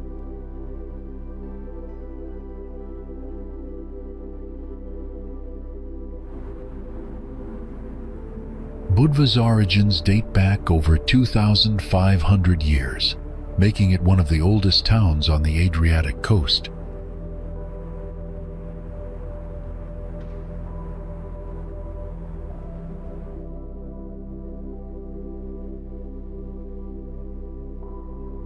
Archaeological evidence reveals it was originally founded by Greek settlers before becoming a thriving Roman colony.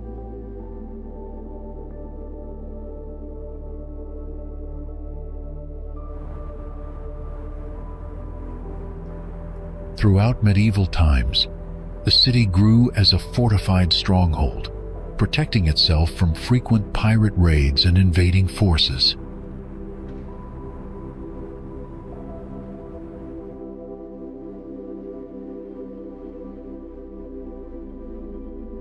The Byzantine Empire held control over Budva for several centuries, influencing its culture and architecture significantly.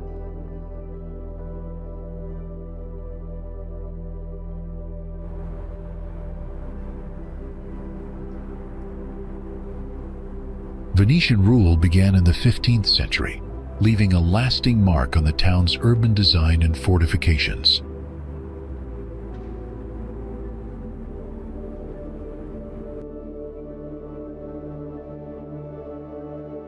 Economic prosperity followed, as Budva became an important maritime trade center within the Adriatic Sea region.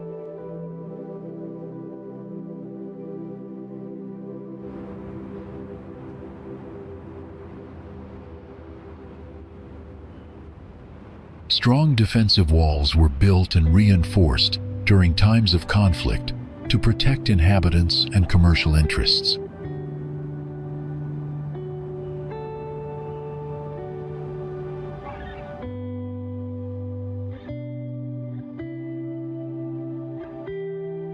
Attempts by Ottoman forces to seize Budva were unsuccessful, as the town remained resilient through many battles.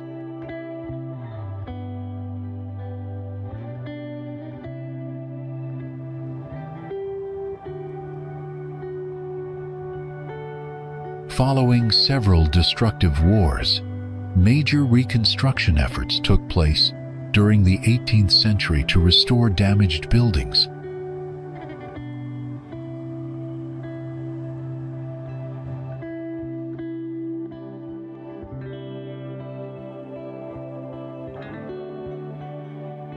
The Austro-Hungarian Empire took control, modernizing infrastructure and contributing to Budva's urban development.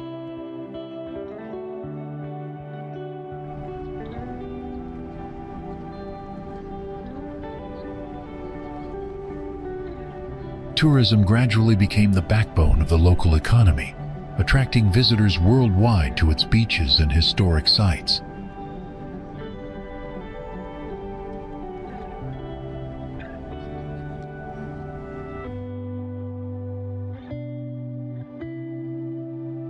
Preservation projects continue to protect Budva's ancient structures while accommodating modern tourism demands.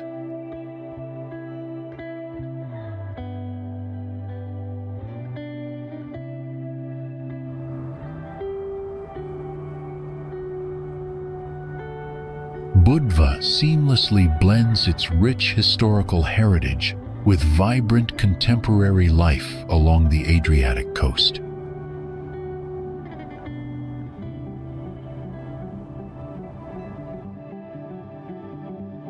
Olsztyn is one of the oldest towns on the Adriatic, with origins dating back to the 5th century BCE.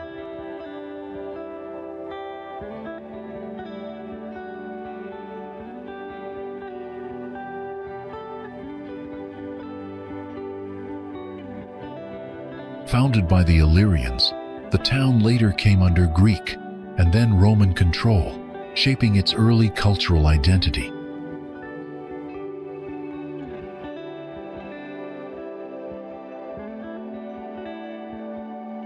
During the Middle Ages, Olsztyn became a strategic stronghold due to its coastal position and natural harbor.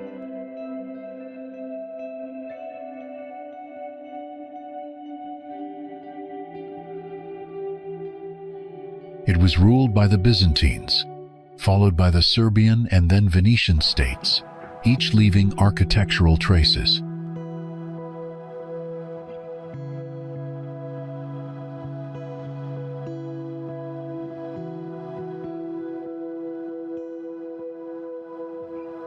The Ottomans captured Ulcinj in the 16th century, introducing Islamic culture and turning it into a significant pirate haven.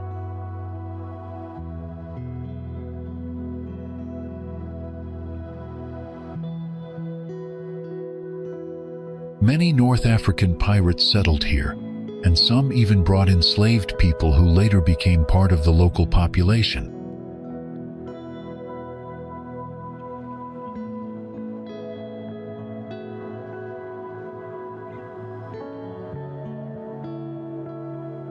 Ulcinj's old town reflects its diverse past, with narrow stone alleys, mosques, and fortifications still standing today.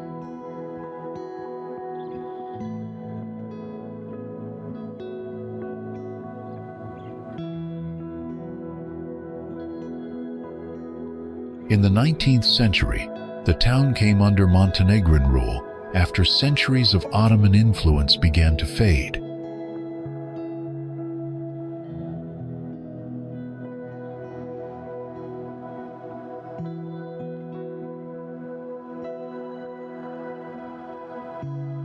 The 20th century brought modern development, though Ulcinj has retained its multicultural character and historical charm.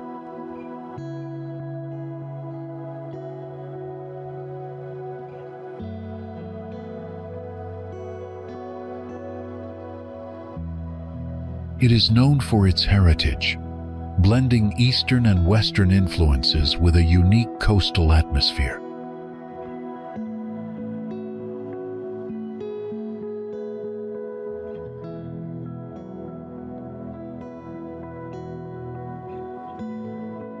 Its coastal location made it a point of interest during regional naval conflicts, especially in the Adriatic throughout modern history.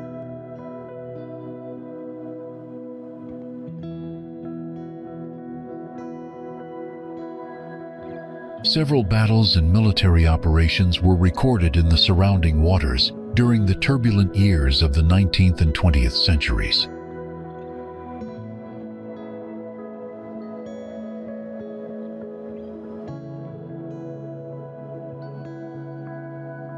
Defensive structures were periodically reinforced to adapt to advancements in warfare, particularly during times of geopolitical instability in the Balkans.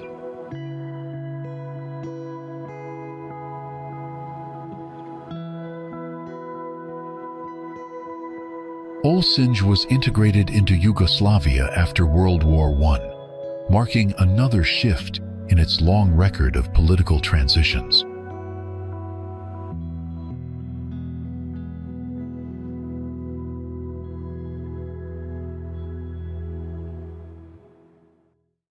After the breakup of Yugoslavia in the 1990s, the town became part of an independent Montenegro, continuing its strategic coastal role.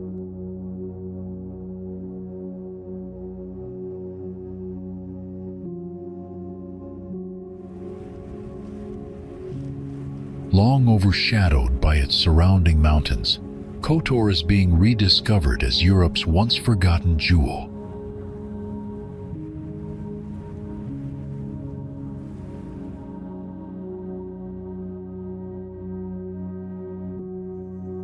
What lies within these ancient walls could completely change our understanding of the Mediterranean's past.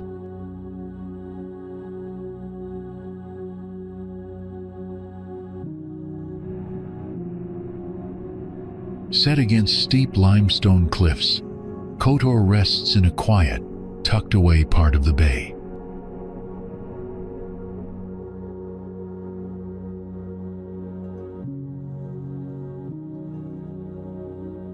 Unlike a glacial fjord, the bay is a raya, the result of a flooded river valley.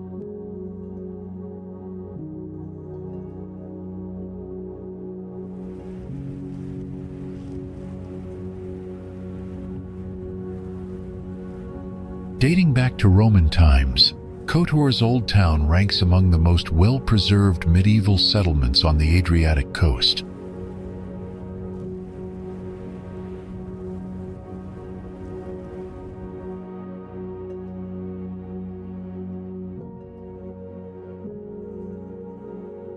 Between the 15th and 18th centuries, Kotor belonged to the Republic of Venice, leaving a strong mark on its architecture.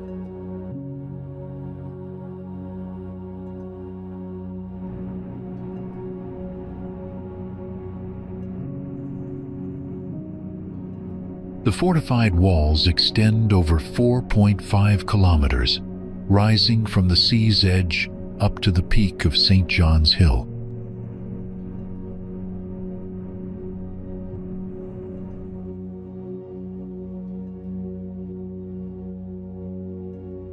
Recognition came in 2017 when UNESCO added these Venetian fortifications to its World Heritage List.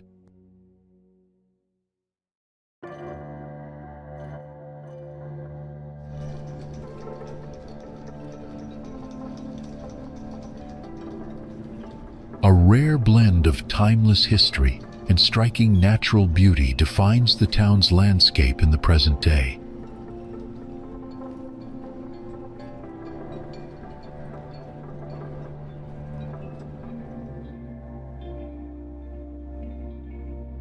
Thousands of visitors annually, often arriving on cruise ships, stroll Kotor's tight marble alleys, centuries-old churches, and stone-paved squares.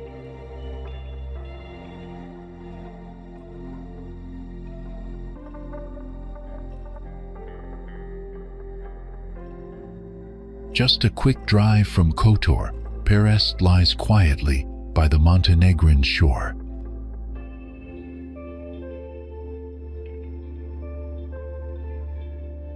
Human settlement here dates back to the Illyrians, followed by Roman and early Christian inhabitants.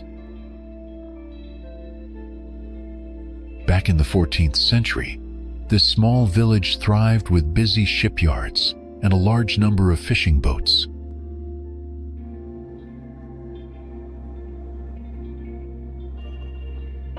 The town flourished under Venetian governance, growing fortified walls and building nearly 20 exquisite Baroque palaces.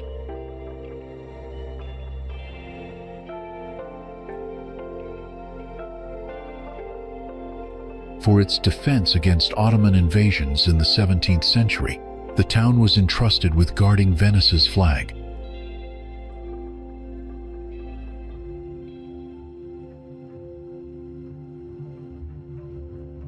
Two islands lie close, catching the eye: St. George with its ancient monastery, and Our Lady of the Rocks, built by sailors in 1452 after discovering a sacred icon.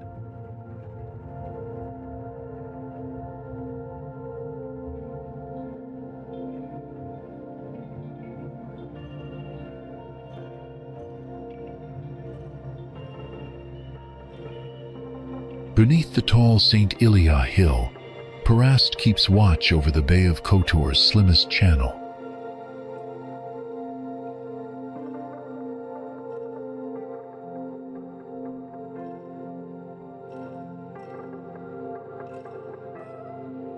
Featuring mild temperatures and 200+ sunny days per year, this area is ideal for adventures in history and nature.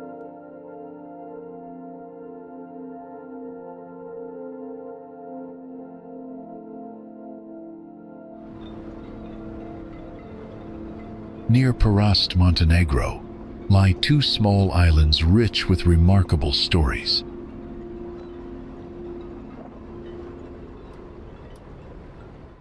Bright blue domes and an orange roof make Our Lady of the Rocks a striking sight by the Bay of Kotor. Land was formed here by fishermen who, after every safe trip, dropped rocks into the sea to build the island.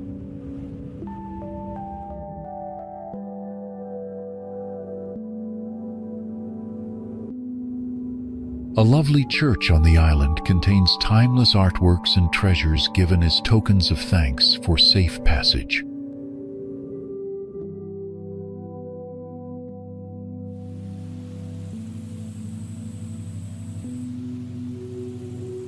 To uphold tradition, locals participate each year in Fasanada by throwing rocks into the bay during the special event.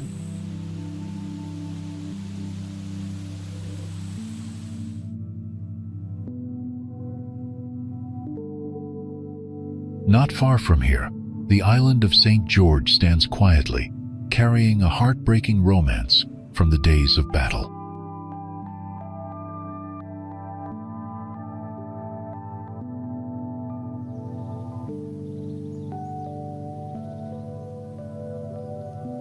A French soldier, heartbroken, buried his lost love there, letting her rest forever beside the sea.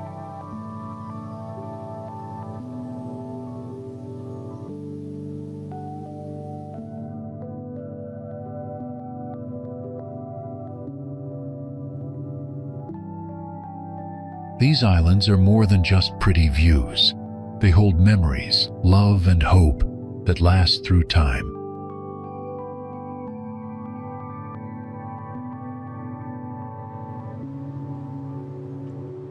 Thousands of years ago, during the Neolithic period, people first inhabited the land now known as Herceg Novi.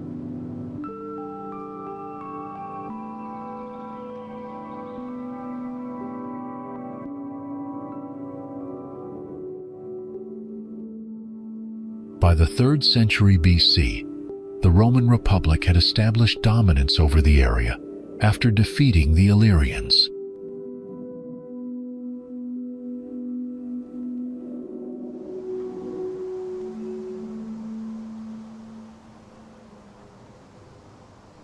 Following the empire's split, this territory belonged to the Western Roman Empire until its decline in the 5th century AD.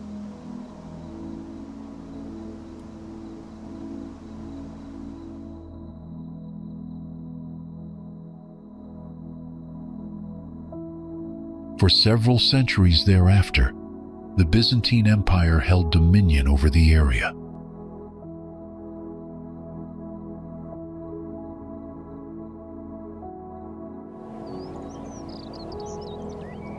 Early medieval culture was shaped when Slavic tribes settled here in the 7th century.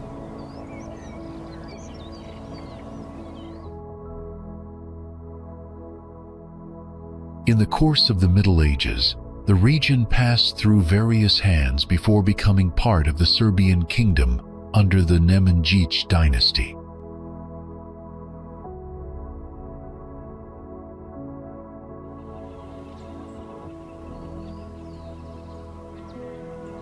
King Tvrtko I of Bosnia founded a fortress along with a new settlement in the late 1300s to support both salt trading and sea access.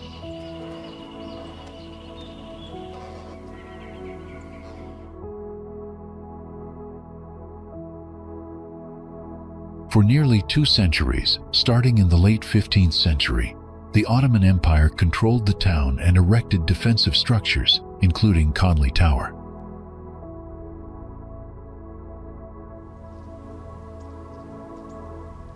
Governance of Herceg Novi shifted from Venice to Austria-Hungary and briefly Napoleonic France until it was eventually integrated into modern Montenegro.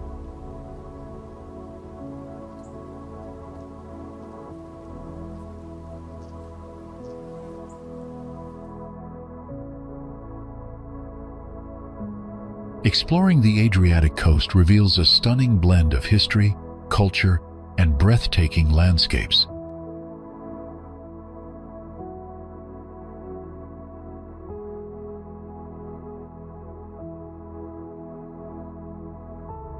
From ancient towns to crystal clear waters, every destination offers something unique to discover.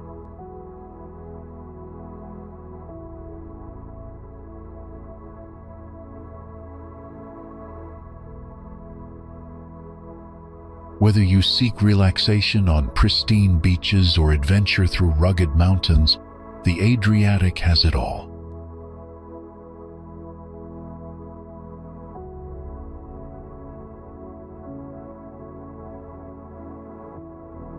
Its warm hospitality and rich heritage make every visit memorable.